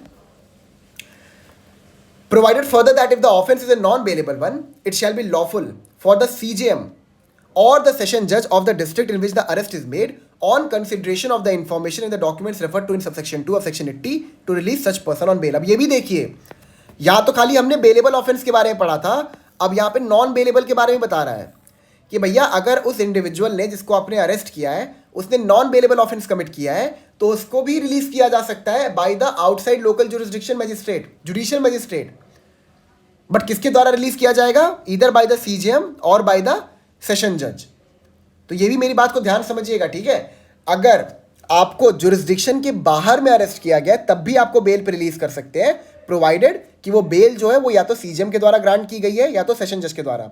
अगर बेलेबल वारंट है तो बेलेबल वारंट में या फिर कोई बेलेबल ऑफेंस है तो बेलेबल ऑफेंस में bail commissioner of police, DSP या फिर कोई एग्जीक्यूटिव मजिस्ट्रेट ग्रांट कर सकता है। लेकिन अगर नॉन बेलेबल ऑफेंस है तो इन अथॉरिटीज को आप अप्रोच नहीं करोगे, रादर आपको अप्रोच करना पड़ेगा सीजीएम को या फिर सेशन जज को।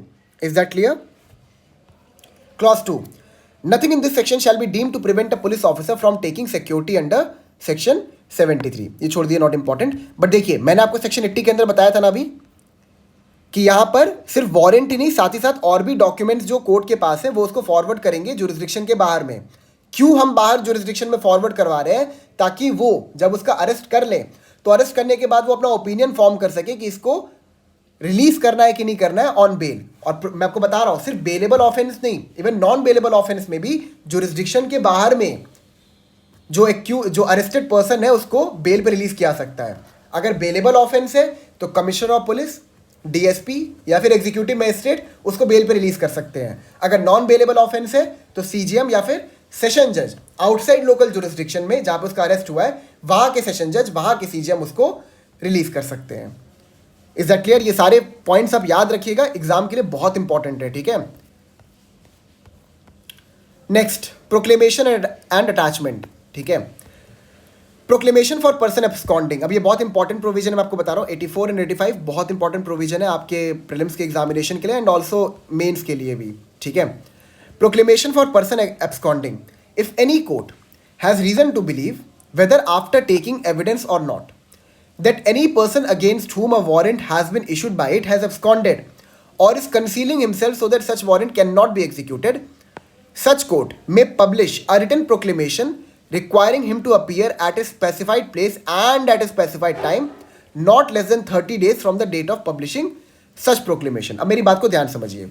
अब मान लो कोई इंडिविजुअल है, ठीक है, वो क्या कर रहा है, वो वारंट को इवेट कर रहा है, उसके अगेंस्ट में वारंट इशू किया गया था, वो वारंट को इवेट कर रहा है, या तो वारंट को इवेट कर रहा है या तो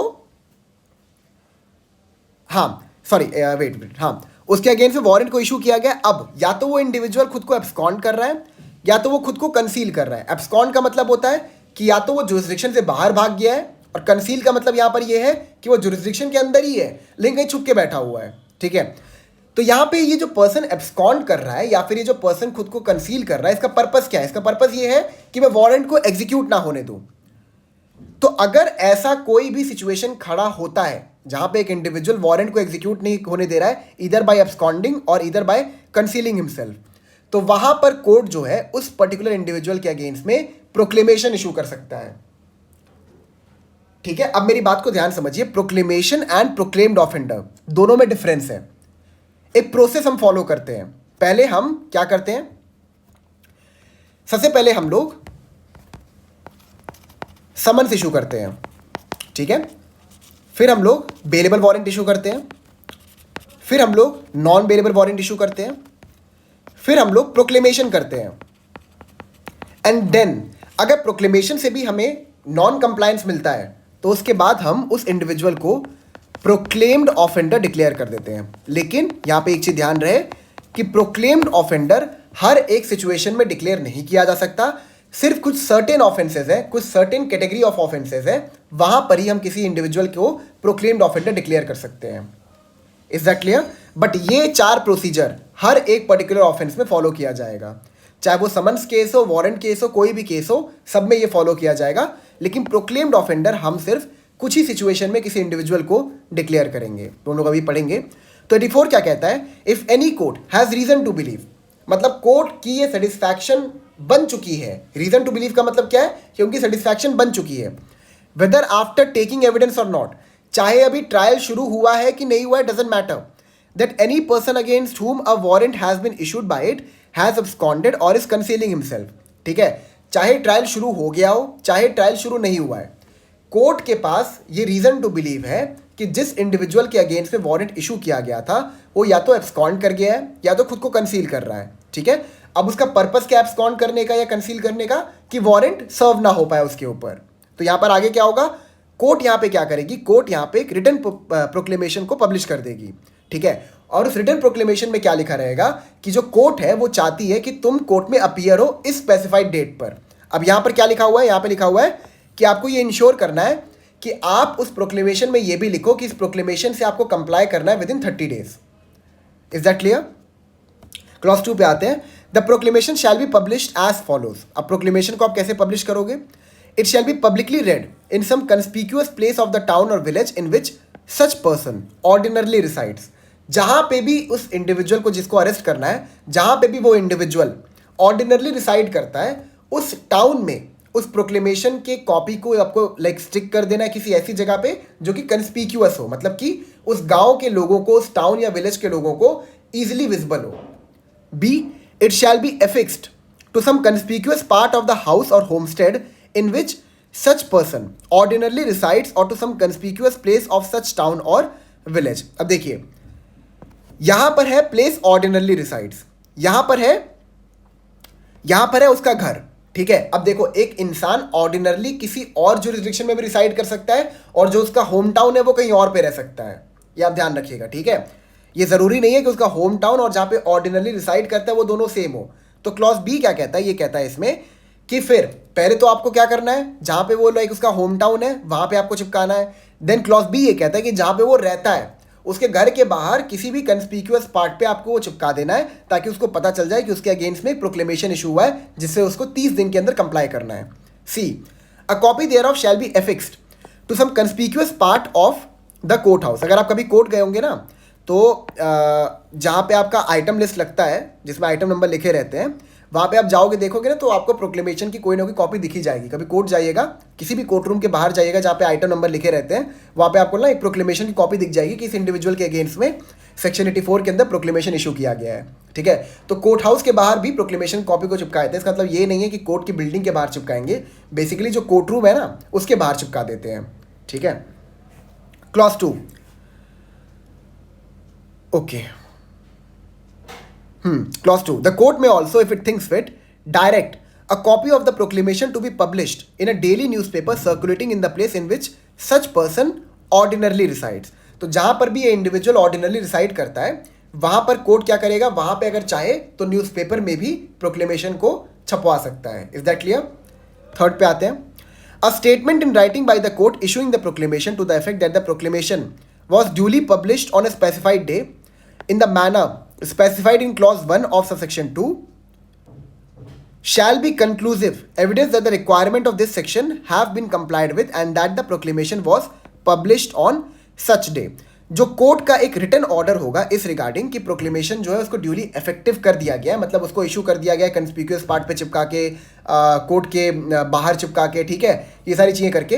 तो जो कोर्ट का ऑर्डर होगा it would B sufficient. Sufficient in what context? It would B sufficient अगर सवाल ये खड़ा होता है कि प्रोक्लेमेशन को इशू करने से पहले जो प्रोसीजर है उससे आपने कंप्लाई किया कि नहीं किया। क्या प्रोसीजर है कि पहले आपने समन्स इशू किए थे, फिर आपने बेलेबल वारंट इशू किया था, फिर आपने एनबीडब्ल्यू इशू किया था, then thereafter you issued the proclamation. Is that clear? Clause 4 पे आते हैं। Where a proclamation published under subsection 1 is in respect of a person accused of an offence which is made punishable with imprisonment of 10 years or more or imprisonment for life or with death under the Bharatiya Nyaya Sanhita 2023 or any other law for the time being in force, and such person fails to appear at the specified place and time required by the proclamation, the court may, after making such inquiry as it thinks fit, pronounce him a proclaimed offender and make a declaration to that effect। जैसे मैंने आपको बताया था कि proclaimed offender हम सिर्फ आपको तभी डिक्लेयर कर सकते हैं जब आपके ऊपर एक्यूजेशन लगाओ कि आपने एक ऐसा ऑफेंस कमिट किया which is punishable with more than 10 years of imprisonment. ठीक है, it should be more than and और इक्वल टू। ठीक है, 10 साल या 10 साल से अधिक के पनिशमेंट वाला ऑफेंस का एक्यूजेशन अगर आपके ऊपर लगा है तो फिर हम आपको प्रोक्लेम्ड ऑफेंडर भी डिक्लेयर कर सकते हैं, प्रोवाइडेड कि आपने इसके पहले के जो भी प्रोसीजर है उससे कंप्लाई नहीं किया हो। अब यहाँ पे क्या प्रोसीजर था इससे पहले का कि प्रोक्लेमेशन हमने आपके अगेंस्ट में इशू किया था, हमने आपके होम टाउन में जाके उसको चिपका दिया, आप जहाँ पे ऑर्डिनरी रिसाइड करते हो वहाँ पे हमने जाके चिपका दिया। ठीक है, अब उसके बाद क्या हो रहा है, उसके बाद भी आपने 30 डेज के अंदर ड्यू कंप्लायंस नहीं किया, तो उसके बाद अगर कोर्ट को ये पता है कि आपने एक ऐसा ऑफेंस कमिट किया है या फिर आपके अगेंस्ट में एलिगेशन लगा है कि आपने एक ऐसा ऑफेंस कमिट किया है which is punishable with 10 years और more then 10 years of imprisonment which includes life imprisonment and death penalty, तो वहां पर कोर्ट आपको प्रोक्लेम्ड ऑफेंडर भी डिक्लेयर कर सकता है। Is that clear? ये ध्यान रखिएगा, पहले लाइक सीआरपीसी के अंदर हमें वो भी कवर करना है। ठीक है, उसको बहुत जल्दी जल्दी कवर करेंगे, 1 घंटे में जितने भी प्रोविजंस है ना मैं उसको पढ़ा दूंगा, क्योंकि देखिए बात ये है कि इंपॉर्टेंट आपके लिए बीएनएसएस है। ठीक है, अब सीआरपीसी और बीएनएसएस में जो खाली चेंजेस इंट्रोड्यूस हुए हैं ना, जो उसमें डिफरेंस आपको दिखेगा, मैं खाली वो आपको बता दूंगा। बाकी सीआरपीसी लाइक एक बार आप प्रोविजन से गो थ्रू कर लोगे इन लेक्चर्स को रेफर करते हुए तो आपको सारी चीज़ें समझ में आ जाएंगी। तो सीआरपीसी में बस 1 घंटे का बनाऊंगा, उसमें सारे प्रोविजंस आपको समझा दूंगा क्या क्या प्रोविजंस उसमें है जो आपके एग्जाम के लिए इंपॉर्टेंट है। ठीक है, तो समझ में आ गया आपको। क्लॉज 4 बता दिया ना प्रोक्लेम्ड ऑफेंडर कौन होता है। अब आइए अटैचमेंट की तरफ आगे बढ़ते हैं। अच्छा, क्लॉज 5 है इसमें। The provision of subsection 2 and 3 shall apply to a declaration made by the court under subsection 4 as they apply to the proclamation publish under subsection 1। ठीक है, मतलब यहाँ पे प्रोक्लेम्ड ऑफेंडर जब आप डिक्लेयर कर रहे हो किसी को, तो कैसे आप बताओगे कि ये इंडिविजुअल जो है इसको प्रोक्लेम्ड ऑफेंडर डिक्लेयर कर दिया गया है, उसका जो प्रोसीजर है वो प्रोक्लेमेशन वाला फॉलो कर सकते हो, बस यही कह रहा है क्लॉज 5 के अंदर। 85 पे आते हैं, attachment of property of person absconding. The court issuing a proclamation under section 84 may, for reasons to be recorded in writing at any time after the issue of the proclamation, order the attachment of any property movable or immovable or both belonging to the proclaimed person। अब यहाँ पे क्या कह रहा है 85 के अंदर कि जो कोर्ट प्रोक्लेमेशन इशू किया है सेक्शन 84 के अंदर, अगर उसको लगता है, अगर उसका डिस्क्रिशन है, ठीक है, उसका डिस्क्रिशन अगर वो चाहे तो वो एक रिटन ऑर्डर के थ्रू क्या कर सकता है, वो कह सकता है कि जितनी भी इस इंडिविजुअल की मूवेबल और इमूवेबल प्रॉपर्टी है उसको आप अटैच कर लो, यानी कि जब्त कर लो, ठीक है। लेकिन यहाँ पे ध्यान आपको ये रखना है कि कोर्ट ये ऑर्डर सिर्फ तब पास करेगा जब वो प्रोक्लेमेशन को इशू कर देगा, after the issue of the proclamation. Is that clear? तो क्लॉज 1 यहाँ पर क्या कहता है कि कोर्ट जिसने प्रोक्लेमेशन इशू किया है उनके पास ये डिस्क्रिशन है कि वो एक रिटन ऑर्डर के थ्रू जिस भी इंडिविजुअल के अगेंस्ट में प्रोक्लेमेशन इशू किया है उसके मूवेबल या फिर इमूवेबल प्रॉपर्टी को अटैच करने का ऑर्डर दे सकते हैं। प्रोवाइजो पे आते हैं, provided that where at the time of the issue of the proclamation the court is satisfied by affidavit or otherwise that the person in relation to whom the proclamation is to be issued। अब यहाँ पर क्या कह रहा है कि at the moment the court is about to issue the proclamation, उस time पर जो opposite party है अगर वो एक affidavit के साथ आती है, ठीक है, क्या कहते हुए that the person against whom the proclamation is to be issued is about to dispose of the whole or any part of his property। वो क्या करने वाला है, वो अपनी सारी या फिर कुछ पार्ट ऑफ प्रॉपर्टी को डिस्पोज करने वाला है। B is about to remove the whole or any part of his property from the local jurisdiction of the court. It may order the attachment of property simultaneously with the issue of the proclamation. अब यहां पर ये क्या कह रहा है proviso, देखिए clause 1 ये कहता है कि आप अटैचमेंट का ऑर्डर सिर्फ तब दे सकते हो जब आपने प्रोक्लेमेशन का ऑर्डर दे दिया है। प्रोवाइजो ये कहता है कि आप प्रोक्लेमेशन के ऑर्डर के साथ साइमल्टेनियसली अटैचमेंट का ऑर्डर दे सकते हो इन द सिचुएशन जहां पर वो इंडिविजुअल अपनी प्रॉपर्टी को डिस्पोज करने वाला हो या फिर वो अपनी प्रॉपर्टी को आपके जुरिस्डिक्शन से बाहर ले जाने वाला हो। Is that clear? तो उस सिचुएशन में आप प्रोक्लेमेशन के साथ साइमल्टेनियसली अटैचमेंट का ऑर्डर भी पास कर सकते हो अगेंस्ट द पर्सन जिसके अगेंस्ट में प्रोक्लेमेशन इशू हुआ है। Clause 2, such order shall authorize the attachment of any property belonging to such person within the district in which it is made, and it shall authorize the attachment of any property belonging to such person without such district when endorsed by the district magistrate within whose district such property is situated। अब यहाँ पे जो attachment का order आप पास कर रहे हो ये या तो आप अपने जुरिस्डिक्शन में पास कर सकते हो, और अगर आपको पता है कि उस इंडिविजुअल की प्रॉपर्टी आपके जुरिस्डिक्शन से बाहर है और आपको उसको अटैच करवाना है, तो आप क्या करोगे, आप उस जुरिस्डिक्शन के डिस्ट्रिक्ट मजिस्ट्रेट को वो ऑर्डर भेज दोगे जो कि उस पर इंडोर्स करके उस पर्टिकुलर ऑर्डर को एग्जीक्यूट करवाएगा। ठीक है। Clause 3, if the property order to be attached is a debt or other movable property, the attachment under this section shall be made. अब यहां पर ये कह रहा है कि मान लो जिसका आपको अटैचमेंट करना है वो एक डेट है। अब डेट कैसे हो सकता है, लाइक फॉर एग्जांपल मान लो उसने किसी और इंडिविजुअल को उधार दिया था, जिसके अगेंस्ट प्रोक्लेमेशन इशू हुआ है, उसने किसी और इंडिविजुअल को उधार दिया था। ठीक है। अब वो जो उधार उसको चुकाना था, मतलब जो दूसरे इंडिविजुअल को चुकाना था, वो उसको नहीं देगा, रैदर वो कोर्ट को दे देगा। That is what debt here is. If the property order to be attached is a debt or other movable property, the attachment under this section shall be made by seizure, उसको जब्त कर लेना, or by the appointment of a receiver. तो जो date है ना, जो ये डेट है, ये क्या होगा, कोर्ट एक रिसीवर अपॉइंट कर देगा और वो रिसीवर उस डेट के अमाउंट को कलेक्ट कर लेगा। आगे, by an order in writing prohibiting the delivery of such property to the proclaim person or to any one on his behalf. मतलब मान लो उस बंदे ने कार का ऑर्डर किया था, ठीक है, कि कार मेरे घर पे पहुंचा देना, तो अब कोर्ट यहाँ पे क्या कर सकता है, कोर्ट यहाँ पे एक रिसीवर अपॉइंट कर देगा और बोल देगा भैया कार आप उसके पास लेके मत जाना, हमारे रिसीवर को सौंप देना। ठीक है। डी, बाय ऑल और any two of such methods as the court thinks fit. Court इसमें से किसी एक मेथड को भी अप्लाई कर सकता है और एक से अधिक मेथड को भी अप्लाई कर सकता है। ठीक है। Okay. Clause 4, if the property order to be attached is immovable. अब देखिए यहां पर क्लॉज 3 जो है it relates to debt property and movable property. अब क्लॉज 4 जो है वो बताता है कि किसी इमूवेबल प्रॉपर्टी को कैसे आपको अटैच करना है। If the property ordered to be attached is immovable, the attachment under this section shall, in the case of land paying revenue to the state government, be made through the collector of the district in which the land is situate, and in all other cases by taking possession, by the appointment of a receiver, or by an order in writing prohibiting the payment of rent on delivery of property to the proclaimed person or to anyone on his behalf, or by all or any two of such methods as the court thinks fit. अगर immovable property है, ठीक है, और या फिर जो land है वो रेवेन्यू पे करता है स्टेट गवर्नमेंट को, तो वहां पर जो अटैचमेंट है it would be made by the collector, ठीक है. और ये कैसे किया जाएगा attachment? By taking possession of the property and by the appointment of or by appointment of a receiver, या फिर एक ऑर्डर के थ्रू कि जो भी उस प्रॉपर्टी से पैसा जाता है उस प्रोक्लेम पर्सन को, प्रोक्लेमेशन इशूड पर्सन को, तो उसको पैसा ना भेजा जाए, ठीक है. एंड कोर्ट अगेन यहाँ पे क्या कर सकता है, वो या तो किसी एक मेथड पर रिलाई कर सकता है या फिर एक से अधिक मेथड पे, ठीक है. Now clause 5, if the property order to be attached consist of livestock मतलब जैसे होता है ना चारा वगैरह हो गया, और is of A perishable nature, मतलब कोई ऐसा चीज है जो कि पेरिश हो सकता है, लाइक आपका फ्रूट्स हो गया, वेजिटेबल्स हो गए, ये समय के साथ सड़ जाते हैं, पेरिश हो जाते हैं.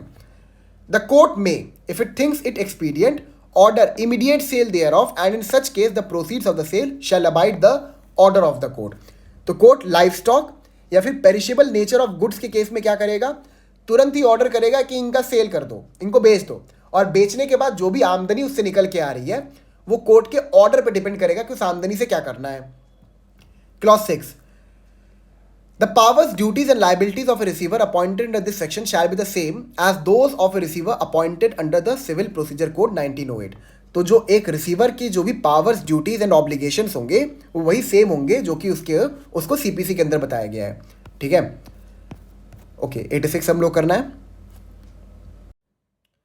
Section 86, identification and attachment of property of proclaim person. अब मैं आपको बता दूं कि ये सेक्शन जो रिपील्ड लॉ है सीआरपीसी 1973 उसके अंदर नहीं था. ये एक न्यूली एडेड प्रोविजन है बीएनएसएस के स्कीम में, ठीक है. आइए इसको पढ़ते हैं. Identification and attachment of property of proclaim person. The court may on the written request from a police officer not below the rank of SP or commissioner of police initiate the process of requiring assistance from a court or an authority in the contracting state for identification, attachment and forfeiture of property belonging to a proclaimed person in accordance with the procedure provided under chapter 8. अब section 86 किस regarding बात कर रहा है? Suppose situation ऐसा है कि जो प्रोक्लेम पर्सन है या फिर जिसके अगेंस्ट में प्रोक्लेमेशन इशू हुआ है, उसने या तो अपनी प्रॉपर्टी को डिस्पोज कर दिया है या तो उसने अपनी प्रॉपर्टी को ट्रांसफर कर दिया है किसी फॉरेन स्टेट में. यहाँ पे जो आप ये टर्म स्टेट पढ़ रहे हो ना, इसका मतलब है जो कॉन्ट्रैक्टिंग स्टेट यहाँ पे आप जो पढ़ रहे हो इसका मतलब है एक फॉरेन स्टेट, मतलब कोई फॉरेन कंट्री, ठीक है. अब जिस इंसान के अगेंस्ट से प्रोक्लेमेशन इशू हुआ है या फिर जिसको प्रोक्लेम्ड ऑफेंडर डिक्लेयर कर दिया गया है, उसने क्या किया है कि अपनी प्रॉपर्टी जो है या तो उसको भेज दिया है किसी फॉरेन स्टेट में, या तो उसकी प्रॉपर्टी किसी फॉरेन स्टेट में सिचुएटेड है, ठीक है. तो यहां पर क्या हो सकता है कि अगर कोई पुलिस ऑफिसर है not below the rank of SP, DSP या फिर कमिश्नर, ठीक है, वो कोर्ट से रिक्वेस्ट करते हैं कि इस पर्टिकुलर इंडिविजुअल जिसके अगेंस्ट में प्रोक्लेमेशन इशू हुआ है या फिर प्रोक्लेम्ड ऑफेंडर इसको डिक्लेयर किया गया है, इस पर्टिकुलर इंडिविजुअल की प्रॉपर्टी जो है वो किसी फॉरेन स्टेट में सिचुएटेड है, और वो जो फॉरेन स्टेट है वो एक कॉन्ट्रैक्टिंग स्टेट है. कॉन्ट्रैक्टिंग स्टेट का मतलब क्या है कि हमारा उसके साथ कोई एग्रीमेंट है कि हम लाइक उस कंट्री के कोर्ट को रिक्वेस्ट कर सकते हैं फॉर सम असिस्टेंस, या फिर कोई एक्सट्राडिशन ट्रीटी है तो उसको हम कॉन्ट्रैक्टिंग स्टेट कहते हैं, ठीक है. तो अगर मान लो ऐसा कोई सिचुएशन है जहां पर प्रोक्लेम्ड ऑफेंडर या फिर एक ऐसा इंडिविजुअल जिसके अगेंस्ट से प्रोक्लेमेशन इशू हुआ है उसकी प्रॉपर्टी किसी फॉरेन स्टेट में सिचुएटेड है, तो वहां पर कोर्ट क्या कर सकती है, वहां पर कोर्ट अगर कोई पुलिस ऑफिसर उनको रिक्वेस्ट करता है, that request must be made bye a police officer not below the rank of SP, DSP और कमिश्नर ऑफ पुलिस. तो ऑन दैट रिक्वेस्ट वो कोर्ट बाहर के कंट्री के कोर्ट को एक रिक्वेस्ट भेज सकता है कि थोड़ा पता लगाते कि इस इंडिविजुअल की कितनी प्रॉपर्टीज आपके जुरिस्डिक्शन में सिचुएटेड है, एंड देन देयर आफ्टर वो कोर्ट इंक्वायरी करेगी एंड उस इंडिविजुअल के जितने भी प्रॉपर्टीज हैं उनको इंक्वायर करके पता लगाएगी, एंड फिर उनको वो अटैच कर लेगी. This is what section 86 is saying. ठीक है. And it is a newly added provision. It was not present in the scheme of CrPC 1973. तो ये प्रोविजन को आप ध्यान रखिएगा. ठीक है. ये प्रोविजन बेसिकली रिलेट करता है उस सिचुएशन से जहां पे प्रोक्लेम्ड ऑफेंडर या फिर प्रोक्लेमेशन इशूड पर्सन के अगेंस्ट, जिसके अगेंस्ट प्रोक्लेमेशन इशू किया गया, उसकी प्रॉपर्टी किसी कॉन्ट्रैक्टिंग या फिर किसी फॉरेन स्टेट में सिचुएटेड है. तो वहां पर क्या होगा, वहां पर जो हमारे देश की कोर्ट है वो उस देश की कोर्ट को एक रिक्वेस्ट भेजेगी कि आप थोड़ा पता लगाइए कि आपके जुरिस्डिक्शन में कौन कौन सी प्रॉपर्टीज इसकी है, और फिर उसके बाद आप चैप्टर 8 के प्रोसीजर को फॉलो करके उन सारे प्रॉपर्टीज को अटैच कर लीजिए. Is that clear? It was a need of the hour and finally parliament ने इस प्रोविजन को इनैक्ट किया है. It was very important. ठीक है. चलिए सेक्शन 87 को पढ़ते हैं. Claims and objections to attachment. If any claim is preferred to or objection made to the attachment of any property attached under Section 85 within 6 months from the date of such attachment by any person other than the proclaimed person on the ground that the claimant or objector has an interest in such property and that such interest is not liable to attachment under Section 85, the claim or objection shall be inquired into and may be allowed or disallowed in whole or in part. अब देखिए यहाँ पे ये क्या कह रहा है. Proclaimed offender के अलावा या फिर जो ऐसा इंडिविजुअल है जिसके अगेंस्ट से प्रोक्लेमेशन इशू हुआ है, इनके अलावा अगर कोई भी इंडिविजुअल सेक्शन 85 के अंदर चाहे कोई मूवेबल प्रॉपर्टी हो या कोई इमूवेबल प्रॉपर्टी जिसको अटैच किया जा रहा है उस पर कोई क्लेम ठोकता है. फॉर एग्जाम्पल, कोर्ट ने एक इमूवेबल प्रॉपर्टी को अटैच करने का ऑर्डर दिया जो कि एंसेस्ट्रल प्रॉपर्टी थी. ठीक है. अब जो प्रोक्लेम पर्सन है वो पूरे एंसेस्ट्रल प्रॉपर्टी को ओन नहीं करता था, रैदर उस प्रॉपर्टी के कुछ हिस्से को ओन करता था. लेकिन कोर्ट ने ऑर्डर पास कर दिया कि पूरे प्रॉपर्टी को अटैच करो, तो ये तो गलत बात है ना. तो यहां पर अदर देन प्रोक्लेम पर्सन, अगर कोई भी इंडिविजुअल के प्रॉपर्टी को कोर्ट हार्म पहुंचा रही है या फिर उसको अटैच कर रही है तो वो इसके अगेंस्ट में क्लेम ठोक सकता है. ठीक है. देन जब वो क्लेम ठोकेगा, क्लेम या ऑब्जेक्शन रेज करेगा, तो कोर्ट जो है उस क्लेम और ऑब्जेक्शन के ऊपर इंक्वायरी करेगी एंड देन देयर आफ्टर या तो उस क्लेम और ऑब्जेक्शन को ऑल टुगेदर अलाउ कर देगी या तो ऑल टुगेदर रिजेक्ट कर देगी या फिर कुछ पार्ट में अलाउ कर देगी या तो किस पार्ट में रिजेक्ट कर देगी. Is that clear? लाइक मान लो एंसेस्ट्रल प्रॉपर्टी है तो कोर्ट क्या करेगी, बस जो उस प्रोक्लेम्ड ऑफेंडर की जो प्रॉपर्टी का हिस्सा होगा उसको अटैच करवा देगा कोर्ट और बाकी जो हिस्सा बचेगा उसको छोड़ देगा. ठीक है. प्रोवाइजो पे आते हैं. Provided that any claim preferred or objection made within the period allowed by this subsection may, in the event of the death of the claimant or objector, may be continued by his legal representative. अब यहां पे जो ये objection है ये आपको 6 महीने में रेज करना है by virtue of subsection 1. Proviso ये कहता है कि अगर मान लो आपने ऑब्जेक्शन या क्लेम रेज कर दिया था और आपकी डेथ हो गई, तो जो आपके लीगल रिप्रेजेंटेटिव है वो उस पर्टिकुलर प्रोसीडिंग को कंटिन्यू कर सकते हैं. ठीक है. क्लॉज 2 पे आते हैं. Claims or objections under subsection 1 may be preferred or made in the court by which the order of attachment is issued, or if the claim or objection is in respect of property attached under an order endorsed under subsection 2 of section 85 in the court of the CGM of the district in which the attachment is made. ठीक है. तो जिस court ने attachment का order दिया है उस court में आप जाके क्लेम या ऑब्जेक्शंस को रेज कर सकते हो, या फिर by virtue of section 85 subsection 2 which talks about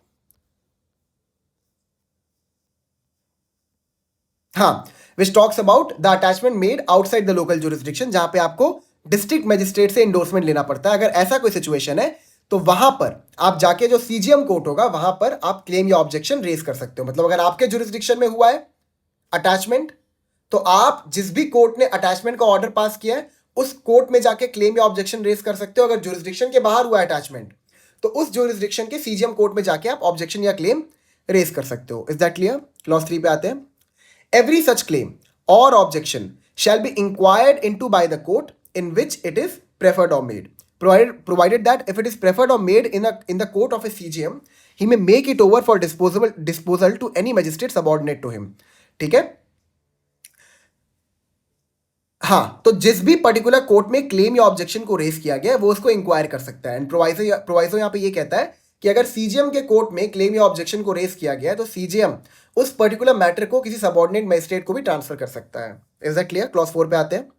any person whose claim or objection has been disallowed in whole or in part by an order under subsection 1 may within a period of 1 year from the date of such order institute a suit to establish the right which he claims in respect of the property in dispute, but subject to the result of such suit, if any, the order shall be conclusive. देखिए यहाँ पे क्या कह रहा है, अगर मान लो आपने कोई क्लेम या ऑब्जेक्शन रेज किया, आपके क्लेम और ऑब्जेक्शन को कोर्ट ने रिजेक्ट कर दिया, डिसअलाउ कर दिया, तो यहां पर आपके पास ये अथॉरिटी है कि आप क्या कर सकते हो, आप चाहो तो विद इन 1 ईयर एक सिविल सूट इंस्टीट्यूट कर सकते हो to again reinstate your claim upon that disputed property.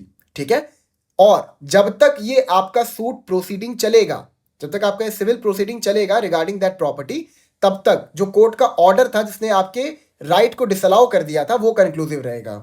ठीक है, लेकिन अगर सिविल सूट में जो डिक्री है वो आपके फेवर में आ जाती है तो वो ऑर्डर जो है it will be declared to be void. 88. Release, sale and restoration of attached property.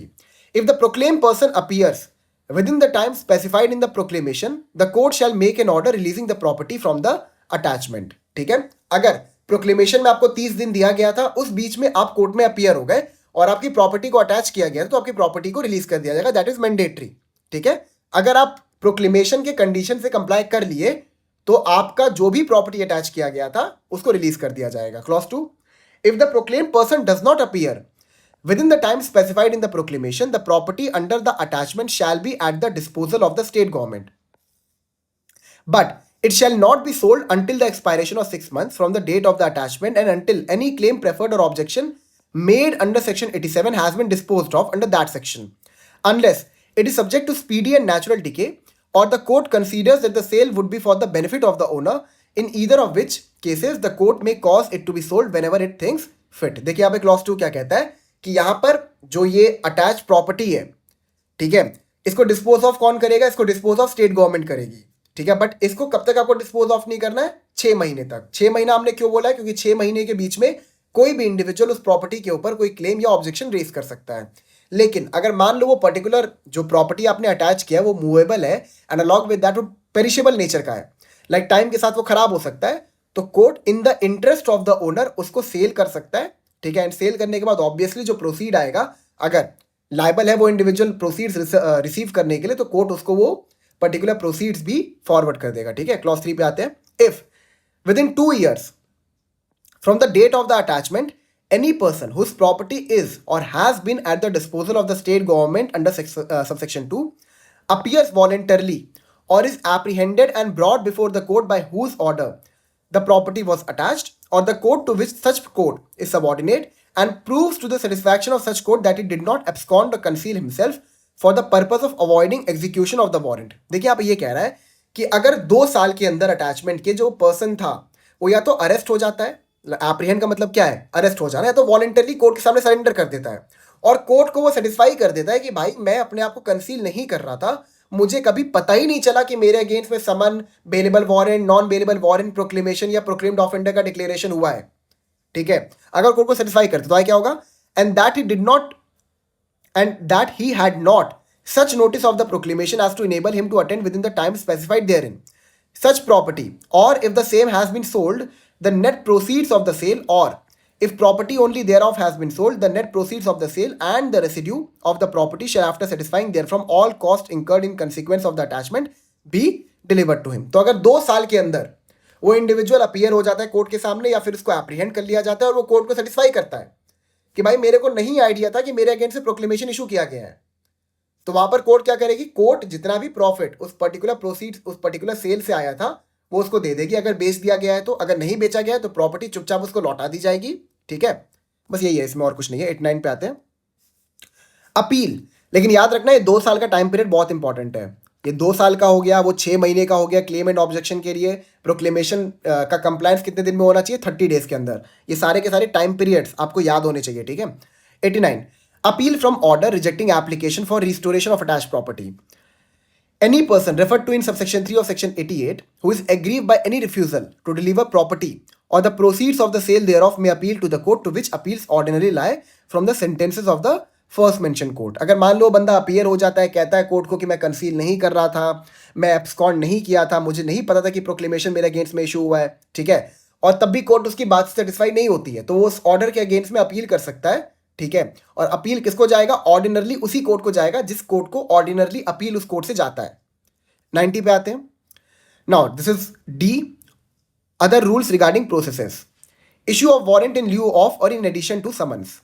A court may, in any case in which it is empowered by this Sanhita to issue a summons for the appearance of any person, issue after recording its reason in writing a warrant for his arrest.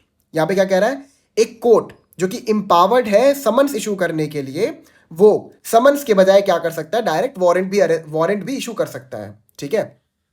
If either before the issue of such summons or after the issue of the same but before the time fixed for his appearance, the court sees reason to believe that he has absconded or will not obey the summons. ठीक है. अब देखो, आपको issue summons करना था but आप issue warrant कर रहे हो. अब वारंट क्यों इशू कर रहे हो? क्योंकि आपको लगता है कि या तो ये इंडिविजुअल कोर्ट के ऑर्डर से कंप्लाई नहीं करेगा या तो ये इंडिविजुअल एब्सकॉन्ड कर जाएगा. ठीक है. B. If at such time he fails to appear and the summons is proved to have been duly served in time to admit of his appearing in accordance therewith and no reasonable excuse is offered for such failure.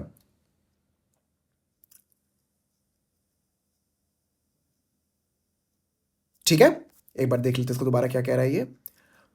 Warrant of arrest issue कर सकते हैं clause B के according. If at such time he fails to appear and the summons is proved to have been duly served in time to admit of his appearing in accordance therewith and no reasonable excuses offered for such failure. मतलब summons को serve हो गए थे and serve होने के बाद that person was not able to give any reasonable explanation regarding this कि why he did not comply with the summons order. Is that clear? तब भी वारंट आप इशू कर सकते हो इन लिeu ऑफ समन्स. ठीक है. 91. Power to take bond or bail bond for appearance.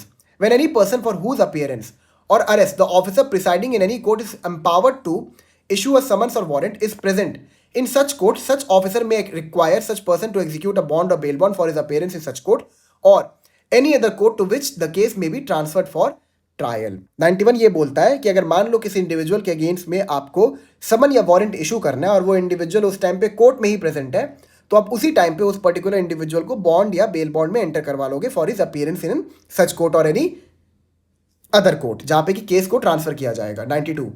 Arrest on breach of bond और बेल बॉन्ड फॉर अपीयरेंस. ये यही कहता है कि अगर आपको बॉन्ड या बेल बॉन्ड में एंटर करवाया गया और आप उसके किसी भी कंडीशन को ब्रीच करते हो तो वहां पर हम आपको अरेस्ट कर सकते हैं थ्रू अ वारंट. 93.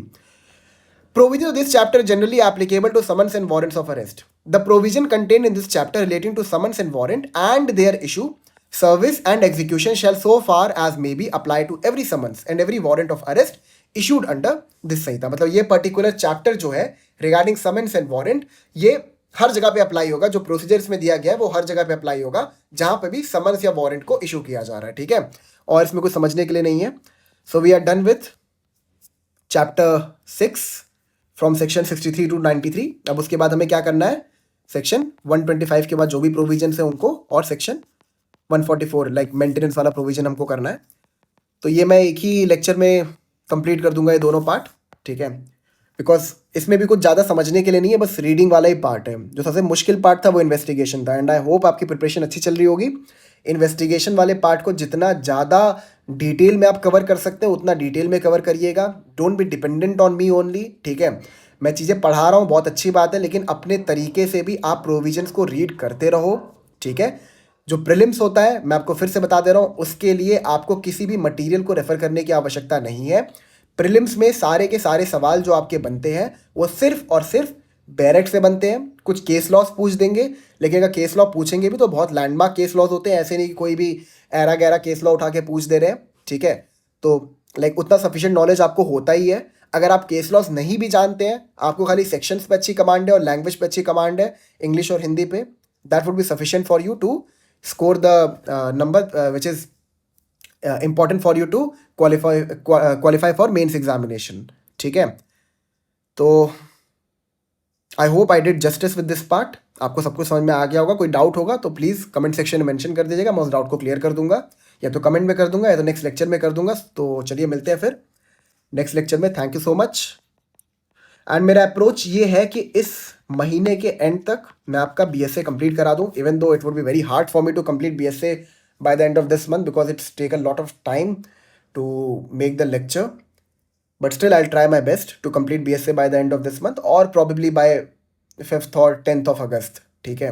BNS और BSA मेरा प्रयास यही रहेगा कि आपके प्रीलिम्स के एग्जामिनेशन से पहले मैं कंप्लीट करवा दूं, और जो माइनर लॉज आपके एग्जामिनेशन में पूछ भी रहे हैं उसके लिए तो मैं लाइक छोटे मोटे लेक्चर्स डेडिकेट कर ही दूंगा. ठीक है. So thank you so much. I will meet you in the next lecture.